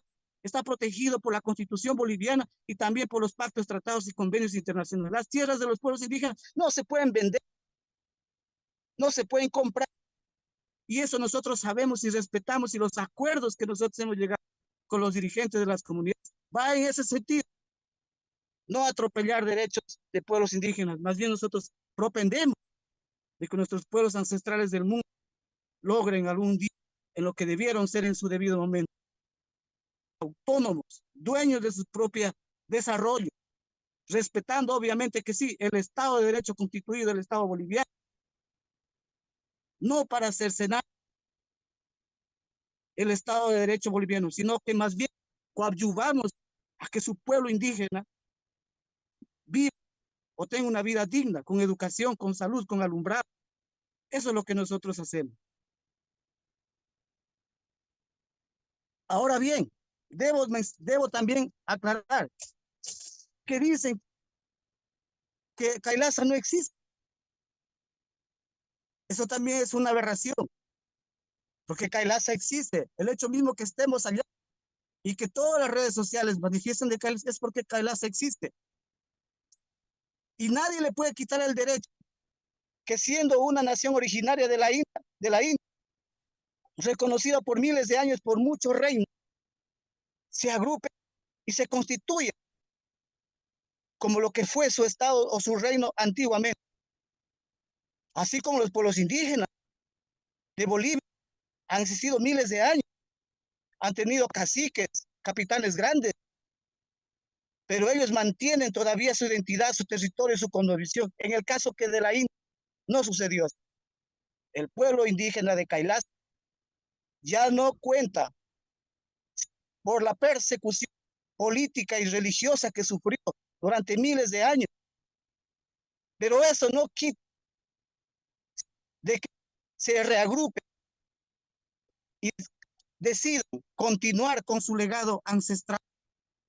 Ese derecho es un derecho internacional, es un derecho humano, es un derecho natural, que nadie puede arrancar o cercenar la ancestralidad de cada pueblo. Y eso es KAILASA.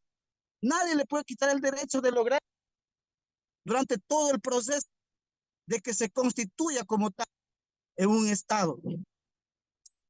Eso es un derecho que nadie lo puede negar. Obviamente que en este proceso van a suceder muchas cosas de persecución. Pongámonos un ejemplo, hagamos una analogía. Veamos el estado atípico de Roma.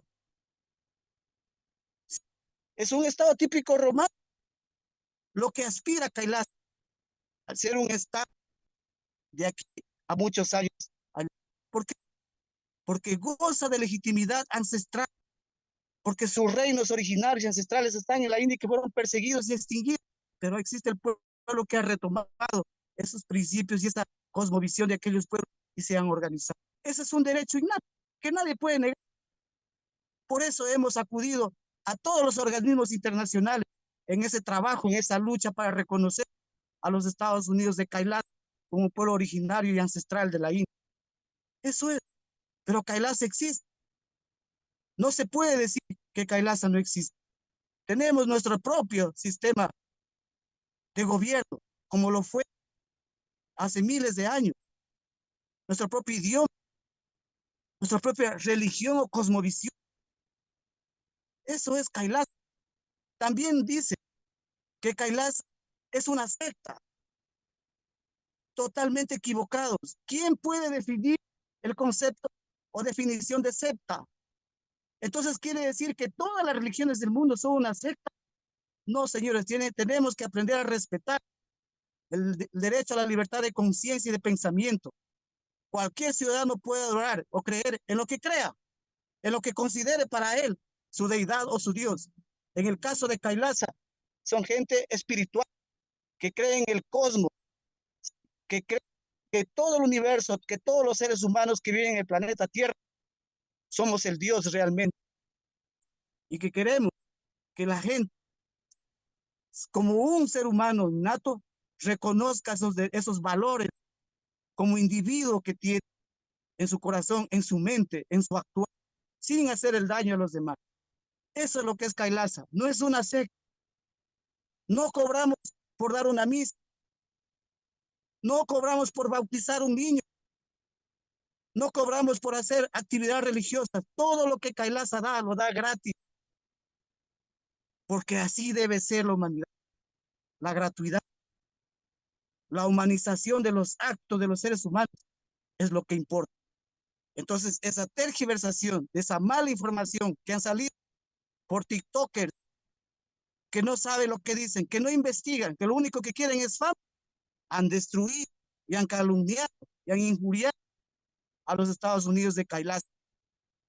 Y eso nosotros vamos a demostrar con el tiempo. Lo que sucede es que, de acuerdo a los principios de KAILASA, no son un pueblo beligerante, son un pueblo amistoso, que por eso no ha salido a reclamar. Pero esta vez ya es demasiado, por cuanto que se han vulnerado los derechos universales de nuestros sannyasi.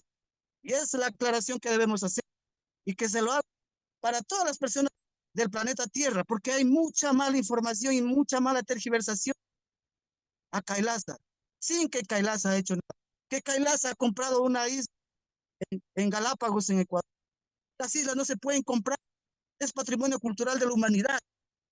Toda esa información es realizada por TikTokers que no tienen nada que hacer, que se dedican a tener fama a través de estos medios digitales. Pueden hacer lo que sea, pero para poder hablar de algo tan importante como KAILASA, se tiene que investigar e ir a la fuente.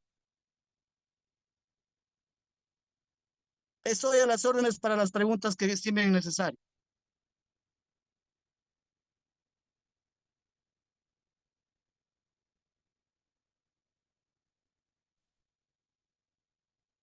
Gracias. Muchas gracias, Dr. Miguel. And to all the viewers watching us live, we also wanted to translate what Dr. Miguel was saying. To begin with, Dr. Miguel said that we had asked Dr. Miguel the question that our sannyasis, our monks, where the basic human rights were being denied, the basic legal right to speak to an attorney was being denied. And Senor Miguel has beautifully explained that this is not the case. And many countries, including the countries in South America, are the signatory of various conventions that declare the fundamental rights of people, and not having the contact with even their attorney is a denial of their basic human rights. And in this case, the monks our sannyasis have not even received this basic human right, and this human right itself has been denied. And this is a violation of the Universal Declaration of Human Rights and the various conventions that the South American states have and are a signatory of. And all these are direct violations of the basic human rights and the basic rights for every person. And all of them have a right to life, to a right to an attorney. And we don't know if they are safe, if they are well, if they have eaten, if any food, water, basic necessities have been given to all of them. And all this is a direct violation of human rights. And we call upon the international community, we call upon the various humanitarian institutions to bring justice to our monks, to our sannyasis, who literally have only been doing the humanitarian services and have been giving their selflessly working for the benefit and with the indigenous people of Bolivia. And right now, their basic human rights are being denied. And our sannyasis, Senor Miguel has said that we are going to initiate legal action at an international level and notify the international community of the human rights violations which are happening to the Hindu monks, the human rights violation that is being committed against our monks, being committed against the monks of KAILASA and the indigenous people of Bolivia. And he explained also that every citizen has the right to freely travel, and this basic human right of the restriction of movement is being denied for our sannyasis right now. And they have not committed any crime, they have not committed any offense, and it is just the direct persecution from the deep state of illegally withholding our monks, illegally detaining our monks, our sannyasis, and we call upon the international community to condemn what is happening against our sannyasis, our international monks. And Senor Miguel also expanded about the various comments that are going on in and around social media that Kailasa is not a state. Senor Miguel said that as per the various laws of self-determination and various other laws of the international law, Kailasa is a state as per international law, just like how the indigenous nations in the various parts of South America are the original indigenous nations. Same way, in the part of self-determination, Kailasa is a state as per international law. Kailasa maintains diplomatic relations with multiple countries across the globe. Kailasa fulfills the various international norms of being a state. And Senor Miguel also said that there are various accusations that Kailasa is trying to fraud the indigenous people, but Kailasa has only been working with the indigenous community. And in fact, the indigenous community also is in agreement with Kailasa and is thankful for Kailasa to come and to help them provide the humanitarian services in perpetuity. And Kailasa has been working with the indigenous nations, and we don't just last, our humanitarian aid does not last just 30 or 40 years. And as brothers and sisters of indigenous people, as Kailasa, one of the founding members of the United Ancient Nations Intergovernmental Organization, standing for indigenous people at the international level, Kailasa provides the humanitarian services for thousands of years to support our indigenous brothers and sisters worldwide. And Kailasa is not here to appropriate their lands or natural resources. Kailasa is spiritual, Kailasa is religious, Kailasa is completely non-violent and lives in harmony with the nature, not to destroy, but to preserve the nation, to preserve the indigenous customs, to maintain our cultural identity, to maintain our diversity in culture, our customs, our language. And Kailasa works towards preserving and defending the rights of the indigenous people, preserving the customs, the culture of indigenous people worldwide. And when Kailasa is doing all of this, our monks, our sannyasis are doing all of this illegally. They have been detained and there is no response. And our attorneys are trying to reach our monks, our attorneys are trying to be in contact, but still we are not able to get in contact with our monks who have been illegally kept in custody, who have been detained, and there is no court order, there are no charges, there are no offenses, they have not committed anything illegal, they've only been doing the humanitarian services.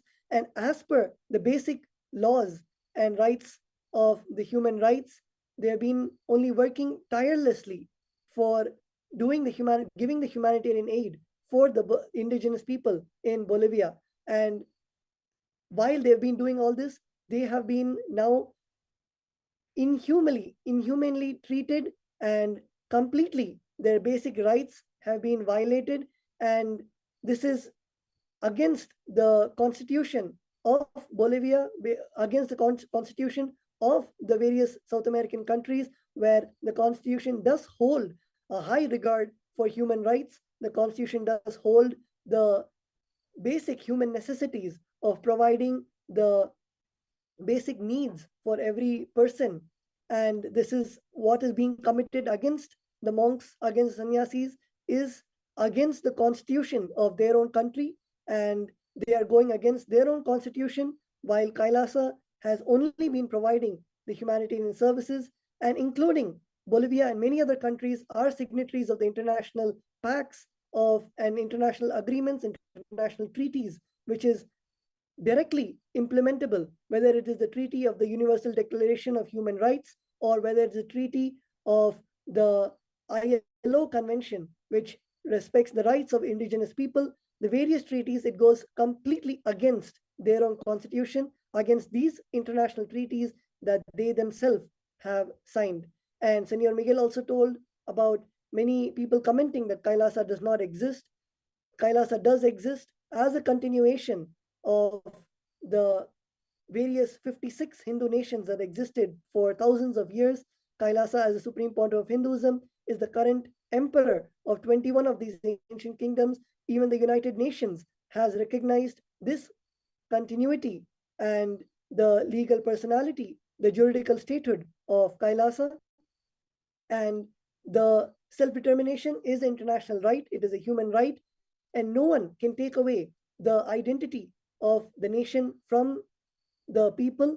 And whether it is the state, whether it is anyone, cannot belittle the right of self-determination.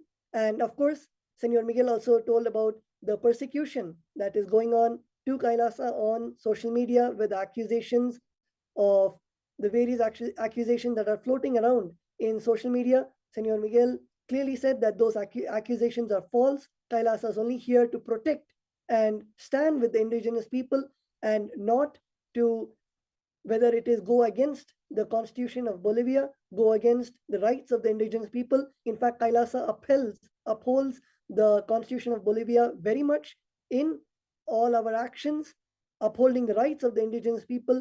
And even the indigenous people are standing in solidarity with Kailasa at this moment. And we are standing with the indigenous people. And it is only the deep state and the anti-Hindu, anti-indigenous media that is attacking the Hindu community, the sannyasis, that are currently being denied of their basic human rights.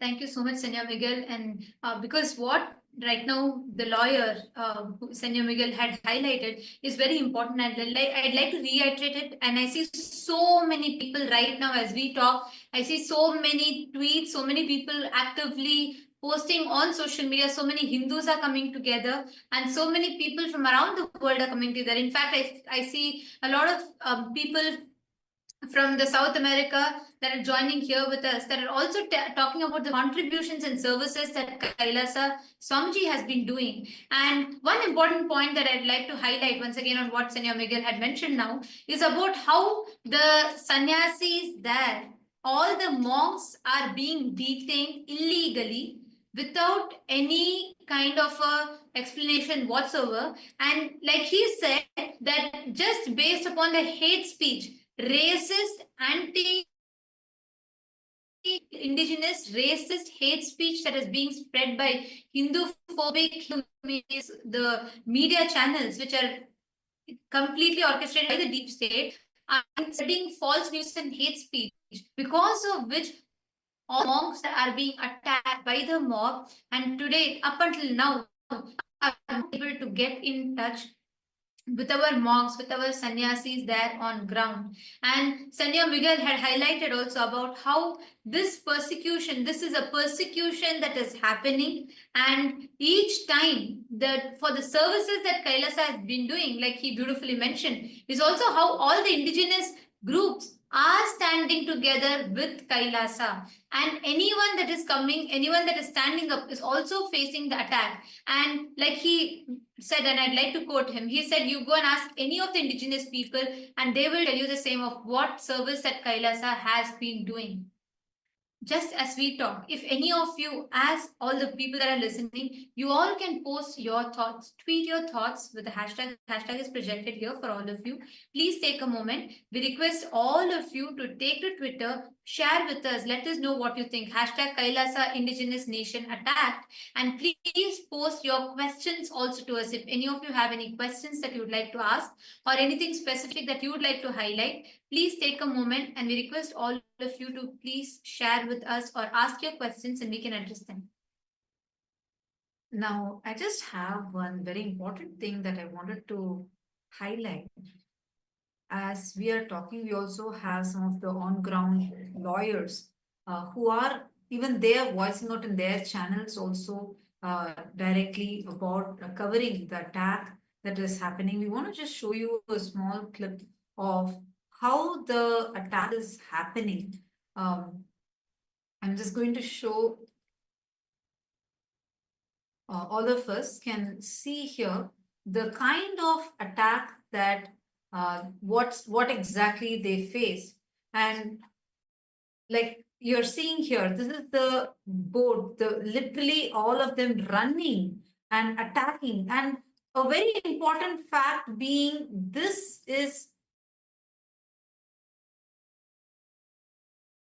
are not the people who are actually running and attacking, are not the indigenous people. That's one very important point to note. These people that you're seeing that who are actually attacking are the people who are put there, who look like the local people.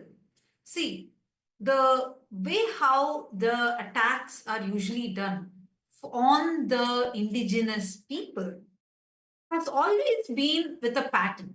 Actually, as I'm talking, you can see the various attorneys that are voicing out against this persecution, against this attack. You can see them talking, giving a clarity and sharing about what is the actual truth.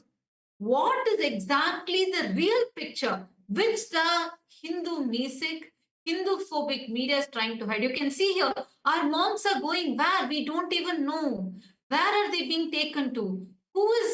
What's going on with them? Are they safe? We have no idea. And this you can see they're trying to fight for justice. And you can see here the monk is pleading them. He's asking, he's requesting to be let alone. And he's pleading them there, and there is no one to stand up. There is no one protecting the monks. And here we can see there are the news channels here who are also telling about the persecution and the attack that currently our monks are facing. And here you can see the people covering on ground, and they have our female monks.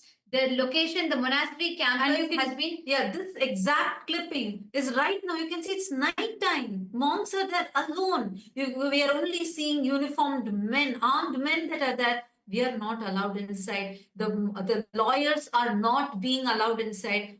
There are some press channels that are there. They are able to cover, but we are not allowed to even send. Our lawyers are not being allowed inside. What is going on? How is this right? You can see here, right here, you can see this is one of our female monks who is actually being forcefully taken, detained, illegally detained. How can they detain them? There is no complaint, there is no kind of a court order, there is no arrest warrant. How can they detain them? We do not know. We are not able to ask. Even our lawyers, as he just came, as one of the attorneys just came and expressed here, even they are not able to do anything. They are trying their level best. They're trying to approach various courts, various things, trying to take legal actions, but we do not know. You can see here how the monks are being mobbed. We have no contact. We are not able to see where our monks are.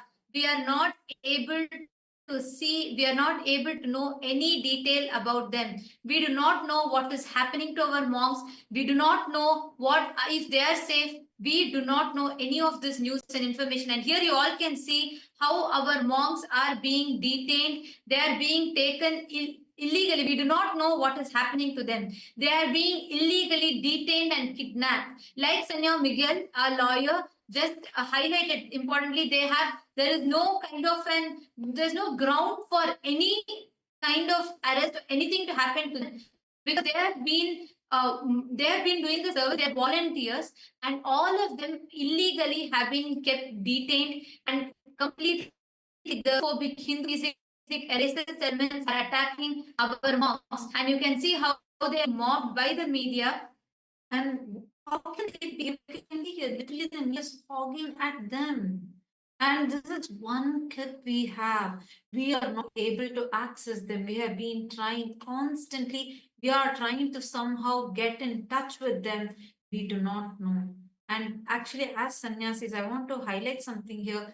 We are pure vegetarians. We do not eat any other food, any other water. We don't drink any other water, because for us, this the vows of brahmacharya are so important, the 5 vows that we take. And the aparigraha is very, very, very important. We do not eat without doing puja. We do not eat any random food. That is no. We have specific sattvic diet. We only follow that. If otherwise, they may just be hungry. So that is what is also one of the concerns we have, because we don't know where they have been taken to. Where are they? What food they have?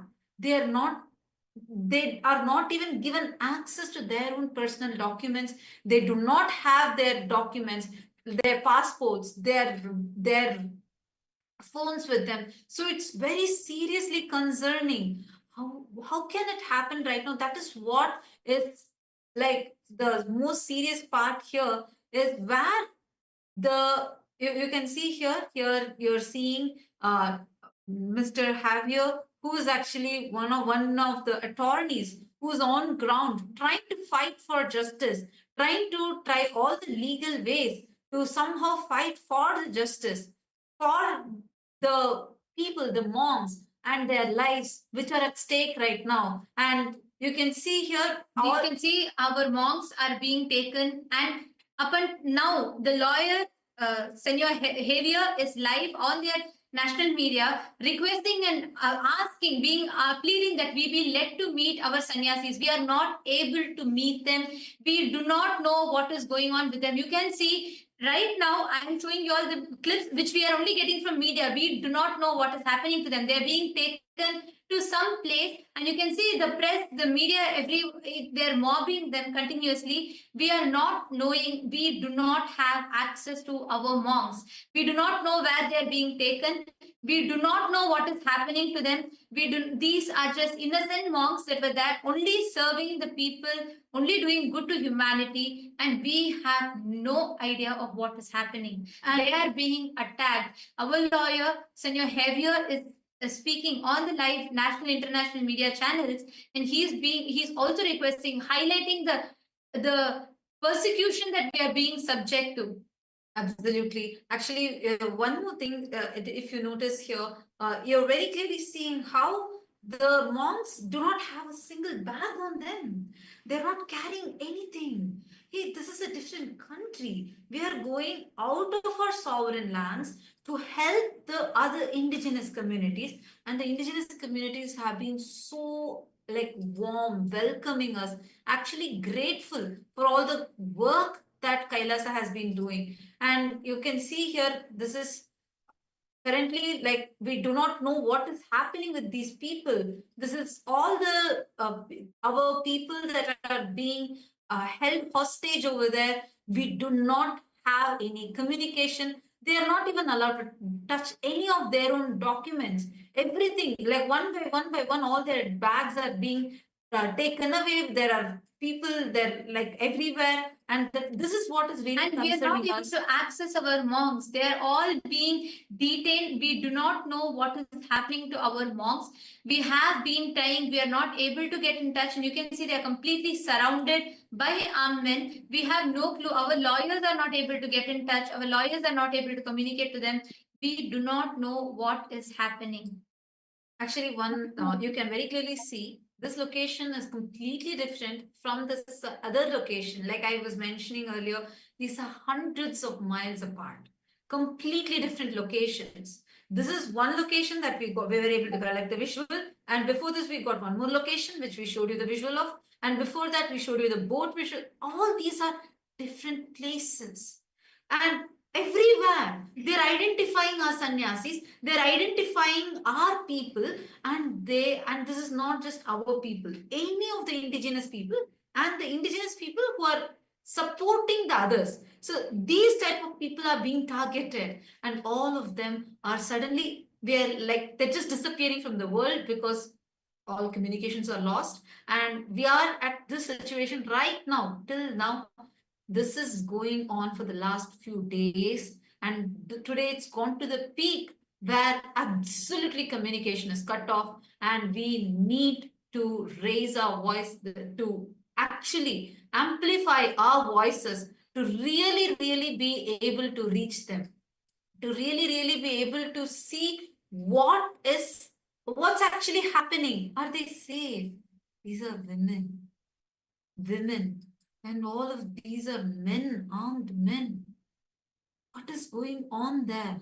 What are these people? And you need to know, we asked several times, who are these people? What rights do they have to come and ask us this? Who are they? Can they show us any documents? Can they show us any IDs? We couldn't get anything from them. Till now, we have not gotten anything. So actually, these are some of the very concerning points that we have. And we request all of you to please take a minute and share this, voice this out. Ma Atmarupa is posting saying this is a completely total nonsense. Exactly. And Ma Nitya Atmarupa, it's right now the way it's happening, there's no logical sense. There's no justification someone can even give. What is going on? Is this a joke? This is something where, like, oh my God, I'm seeing a lot more comments that are coming on in the YouTube. Many of you are posting attack on Kailasa sannyasis a grave injustice rooted in deliberate suppression of the Hindu indigenous communities. These sannyasis are dedicated service of the divine and humanity. Absolutely, Matanya, that's true. And not just that, I want to also highlight, Ma, it's like how Dr. Miguel was also mentioning. It is not just Kailasa. The attack is being done because we are indigenous. That's the most important thing. Like, just because we are supporting the indigenous communities and we are supporting, see, like I was mentioning, right, without right offerings, without offering Naivedyam, we don't eat food. So our sannyasis are now, all their puja kits have been taken away. All their personal belongings have been confiscated. All their, like, you will notice they're not even, like one of the sannyasis, when she was dragged the car, forced into another car, she didn't even have even a sling bag. Imagine and see, she no right for the phones. The fundamental rights are all taken away. It's so important that all of us come together, voice this out right now. This attack, this persecution has to stop. And we need our monks back. We need our sister sannyasis. We need to reach our brother monks. They were only merely serving there. We did not do anything else other than serving. And not just serving, continuously, like the way we are supporting the communities are so happy. From external, they are able to attack. We need to share this to all the international groups, all the international aware of this. We need to amplify our voices. It will not be enough, just even a small few hundred of us are speaking this. Please share now. We need to reach out to the mass. We need every one of your voices. We humbly request all of your support. We need to know what's happening right now with our sannyasis. It's been so many hours together. We don't even know if they have had a single drop of water. You all saw the visual. The sannyasi, the car, she didn't carry even a bottle. We don't eat anywhere else outside. We don't drink any other water. So what is happening? Just for serving humanity, is this the result that is being given back? This is getting very too dangerous. The environment is turning very hostile just because of a few anti-indigenous groups. That is what is the main thing. It is the anti-indigenous groups that are making this whole attack, forming this whole attack. That is what is happening. So we really request all of you to come together. We are seeing a lot more people who are joining us. And also we see a lot of people who are commenting and support, like we have seen people who are telling about how bad they feel for this persecution that is happening. But it is also important for us to remember, anytime anyone stands up for the rights of indigenous groups, when we stand up for the rights of Sanatana Hindu Dharma and to serve the humanity, this is what consists any is happening, is been happening. Anyone that stands up for the indigenous rights is being attacked. And it is important, it's even more important that we spread the right news. As much as we are telling about the attack that is happening, let us take that time to also spread the right information to people. Let us spread the right information so people understand, so people know the facts. Right now, our cities' lives are in danger, they are at risk. We do not know what is happening with them. We have no idea of what is going on.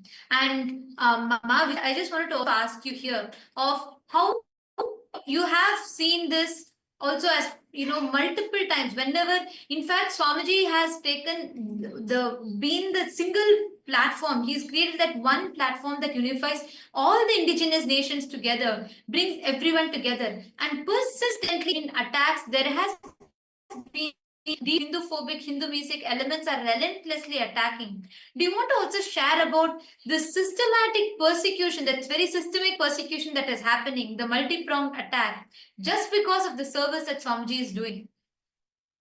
Yes, absolutely, ma'am. If we look at the 2010 persecution, this is exactly how it started. It all started with the Hindu music, Hindu-phobic media, racist media, who basically just spread disinformation, lies about Swamiji, about the work that he's doing, all kinds of lies, so basically inciting hate in the public.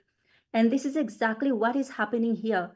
The Hindu music, the Hindu-phobic, the racist, the anti-indigenous media is, telling all sorts of lies without doing any kind of fact checking, basically going through their own ethics, through going against the ethics of journalism, not doing any fact checking, and just spreading lies and not even getting the the counter story, just trying to show one side of the story and not interviewing, asking the people on ground, the indigenous people who have been benefiting from the services of KAILASA. So that is the strategy that these Hindu music racist media elements are using, just without any without any fact checking, just spreading lies, telling whatever they want on media, just because they can, just because they have the platform, they just tell whatever they want to, and through that misinformation, disinformation, inciting hate, inciting hatred, and inciting violence from the mob, from the public, from the, and these are not, the people who are actually benefiting, from the services of KAILASA. So this is very well planned, and especially, as we've seen, multiple places where our nuns and monks are getting persecuted, are getting attacked at the same time. So they would have already planned for it, very systematically planned for it. And so, and one other thing that I wanted to add is that, if you look at the media, like the news report that one of our lawyers is doing, you will see that how, our sister nun, she is a female body, and she has taken the vows of sannyas, and she's being manhandled. She's being handled by men, which is completely against the sannyas vows. So none of her human rights or even religious rights are being honored here. They have zero concern that she's a woman, in saffron, who has taken the vows of sannyas and who is there solely, to enrich the community there, to serve the community there. There's zero concern about that.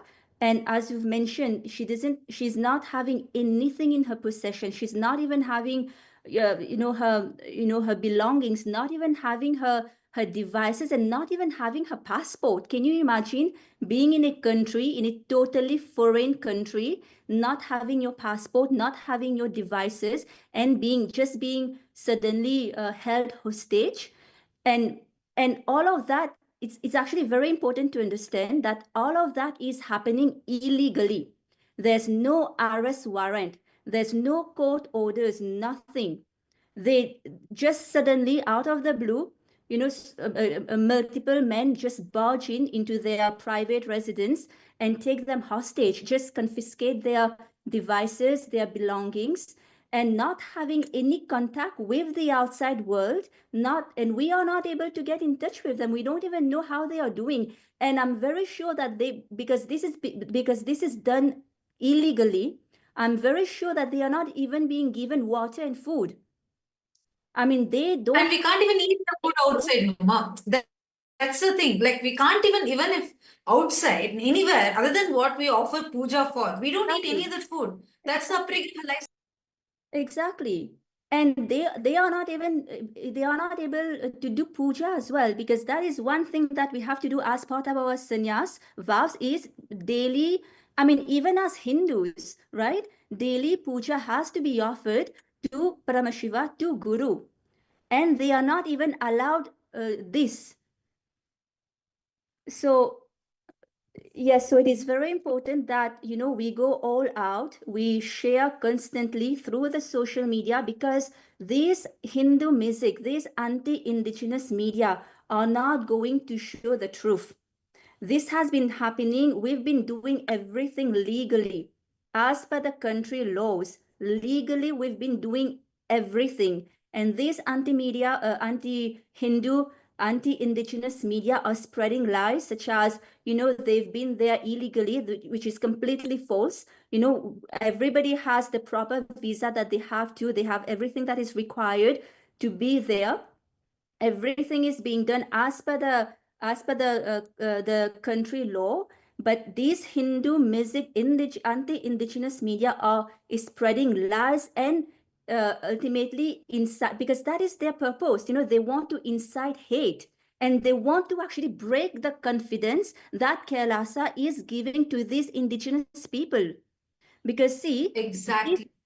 these indigenous people have been empowered so much. Actually, if you see, when these indigenous people, they come to our ecosystem, they are so enriched, they are so left in awe, because they feel so much grateful actually to Swamiji, to KAILASA, to show them that, hey, they can revive their culture, their tradition, just like how Swamiji has done for the Hindu indigenous people. And so they have gotten the confidence to do that for them as well. They have gotten the confidence to revive back their language, to fight for, for the environment. But the media is trying to break their confidence. And that is why the media is attacking KAILASA. Because they do Yes. not. Actually, Go ahead. one thing I just wanted to add, Mom, because you brought in a very important point initially, where you mentioned about how, because we have especially taken the vow of brahmacharya, and men, we cannot touch the opposite gender. The opposite gender cannot touch us. They cannot manhandle us. It's like violating our fundamental rights, violating our religious sentiments, violating in every possible level. They're harassing our women. I am not able to come to terms with this at all. Like, I'm not able to cognize this, given that they are supposed to be, in the current modern world, that where we are seeing that there's a lot more communication, etc., etc. What's happening is so wrong. I do not know how to articulate the emotion that I'm feeling right now, but this is not okay. This is totally not okay. How can this happen? It's so unconstitutional, against violating all the international laws, and we are being persecuted. so openly, blatantly persecuted. And one more thing, Vijay, I just wanted to share. Today morning, Eastern Standard Time morning, where all of a sudden everything was going normal, where the all our female sannyasis are actually offering the pujas and the rituals, and they were also teaching, supporting classes. They were conducting classes of supporting the women over there and doing counseling. All of a sudden, with no prior notice, all of a sudden there were uniformed officials that just barged in. And when our people asking like, who are you? Why are you coming in? What are you here for? And they didn't give us any straight answer. And even the people, the community people, the indigenous community people, etc., who tried to come and ask them, saying, who are you? They completely silenced them, put them out of the very campus, and they blocked the campus from all sides. And immediately our female sannyasis were frantically trying to make calls to the local police, to the lawyers, trying to get in touch with all of us. And all of a sudden, they said, we actually exactly do not know what the police told or what the armed men told. We do not know that part, because it was exactly at that time, suddenly the whole communications stopped. And only through the media reports, we got to know that they had confiscated everything, and these people were not allowed to contact anyone outside. These people, the monks that were there, the monks are of various different nationalities, their first nation being Kailasa, and they all had come together only to serve people. Their whole motto was to serve people, just help them as in all possible ways. And till date, not a single penny has been taken as a charge for anything. It's all about giving, giving, giving, like what this is Swamiji's mission, right? To give to humanity, to contribute to humanity. And so they tried explaining, even some of the indigenous people came to support us as well.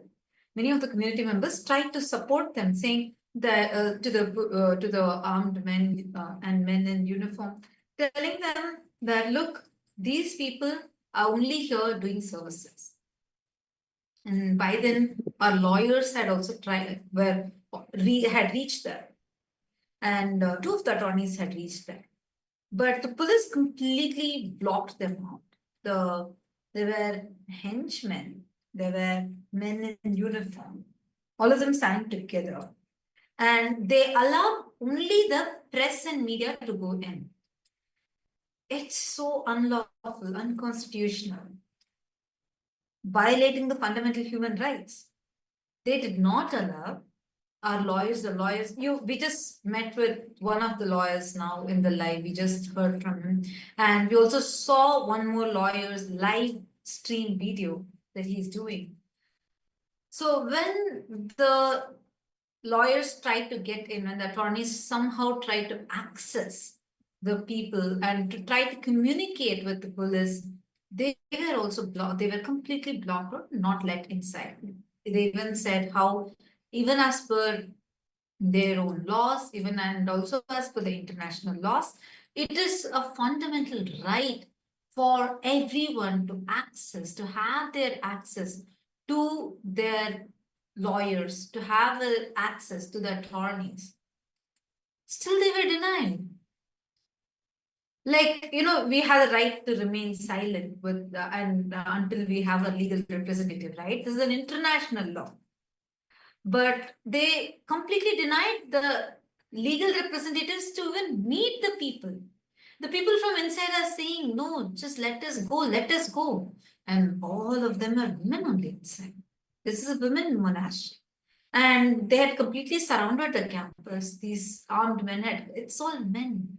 They surrounded the campus of the female monastery, and they did not allow any of them to step out. So it was very difficult. Like till now, I've not been able to reach them. That's what is very, very disturbing for me.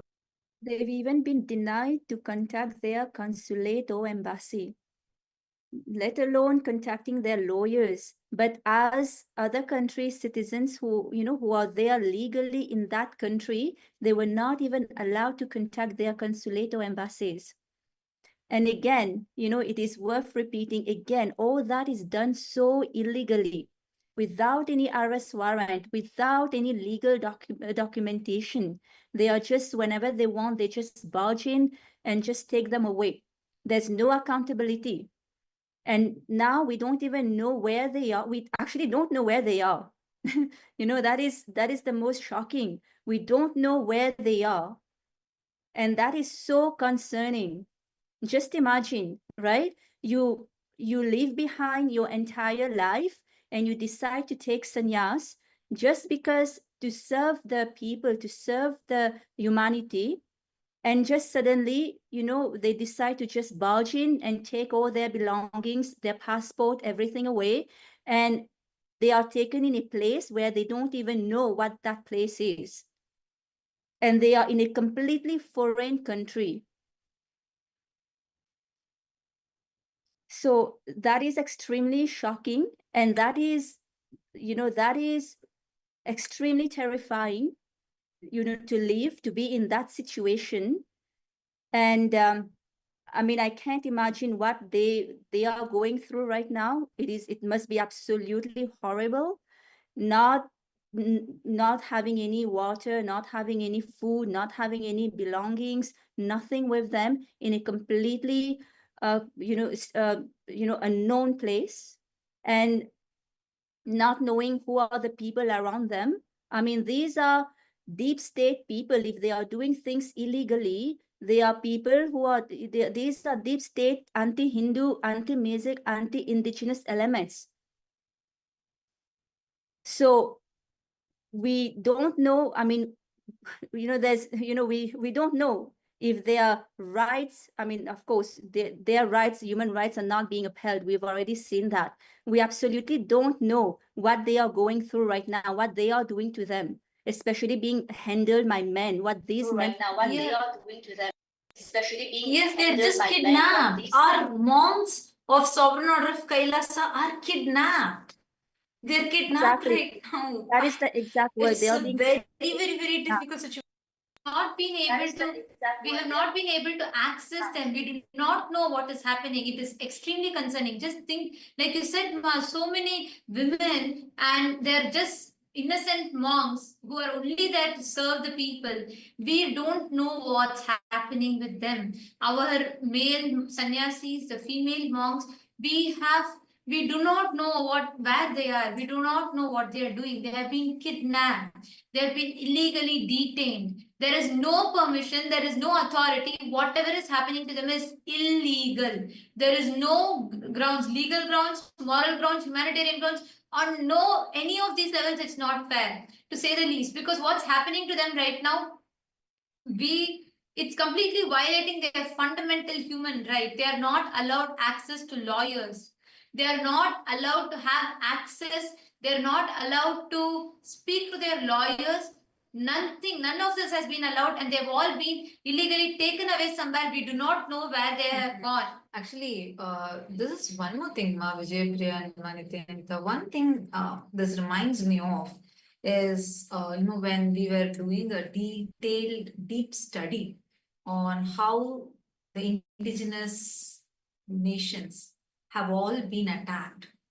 Many of the indigenous communities have literally been wiped off. They don't exist anymore because they've been brutally attacked, persecuted.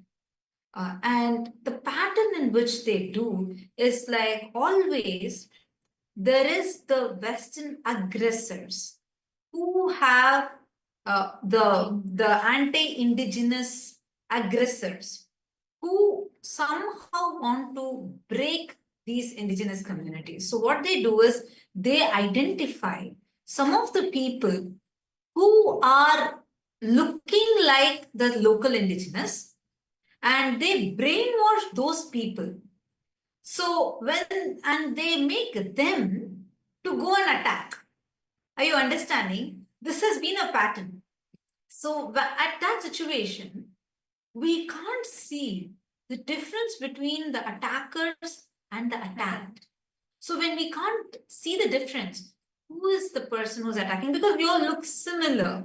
If you see there, it'll feel like, oh, is it the indigenous people or is it some other henchman? You will not know the difference, but because they all look alike. This is the very strategic thing that they do, that they get the henchmen who look similar to this community, and it'll look like, oh, some internal conflict is going on for any outsider.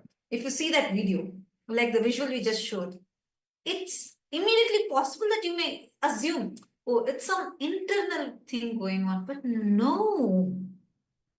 Actually, the indigenous communities, many members are, we don't even know where they are. We don't know, many of them have not been traceable, and the last 48 hours have been, it's in a panic mode, and last 24 hours, it's been heightened more, like a very heated state right now, which is scary. Really, really, really scary. So this is what is happening as a, oh my God, I don't even know how to tell, because now we're witnessing that pattern. That is what the media, that is the strategy that the the Hindu music, anti-indigenous media is trying to do, right? It's trying to show the public that these indigenous people themselves are against Kailasa, which is totally not true, right? Because then that is a way not to get any sympathy from from the public, to show that Kailasa here is the bad guy, right? So that is all the, and see, what right do they have to do that, right? I mean, again, there's no accountability to their actions. I mean, who's going to make them accountable for their actions, for spreading lies like that, which is so harmful for the local population, because that is denying the local population, so many resources that Kailasa is bringing to them. And these are the same people who are coming towards Kailasa and asking for Kailasa's help. So these anti-indigenous media, they are not, it is not just harm done to Kailasa, but they are also doing harm to the local people, but showing that the local people are against Kailasa. So Exactly. Actually, that is the most important thing for people to notice and remember. I just wanted to highlight what you were saying, because people, unfortunately, what the media shows is a completely false picture, but they gaslight the people itself to believe that, oh, the whole public is infuriated, which is actually, I just wanted to share in this regard, that even yesterday, when the monks, like we showed, they were all boat trapped, and the few women and the families who were being served by Kailasa, the indigenous communities, they actually came forward. They said they requested the mob to stop attacking them. So one of our sannyasis had fainted on the ground because of not drinking water and no food, nothing whatsoever, and he was asking, continuously requesting to be allowed to at least drink water, and he was not allowed, and he fainted on the ground. So immediately the indigenous communities, they rushed forward and they wanted to give some water. And they requested the mob to stop attacking, and they all came and stood in front of the mob to protect. Every single one of them were attacked.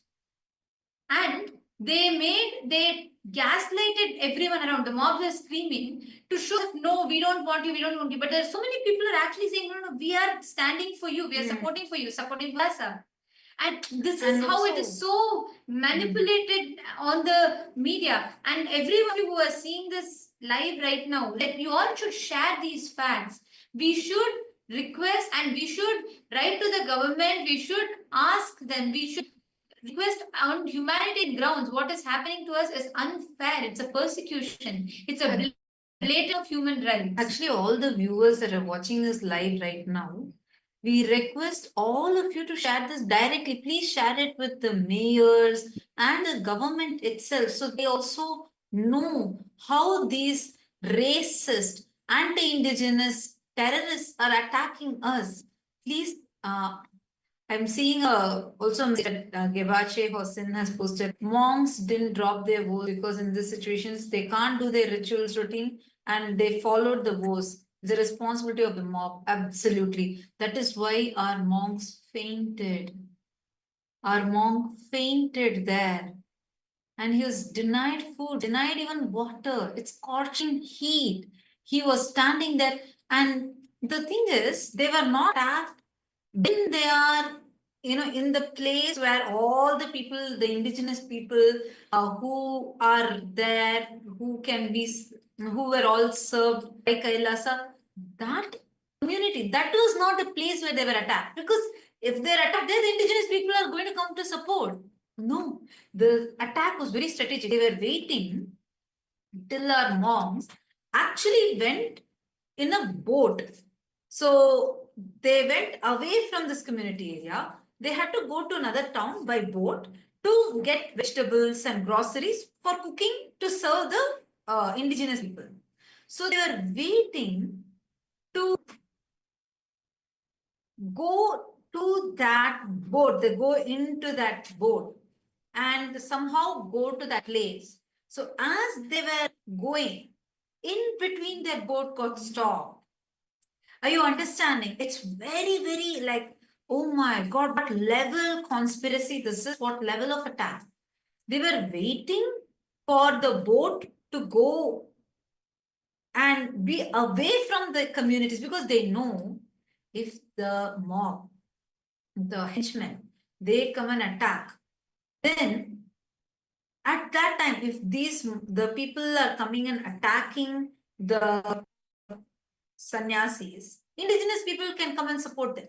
That is why they waited for them to get separated and showed in media as if, oh, look, there's a mob that's attacking. No.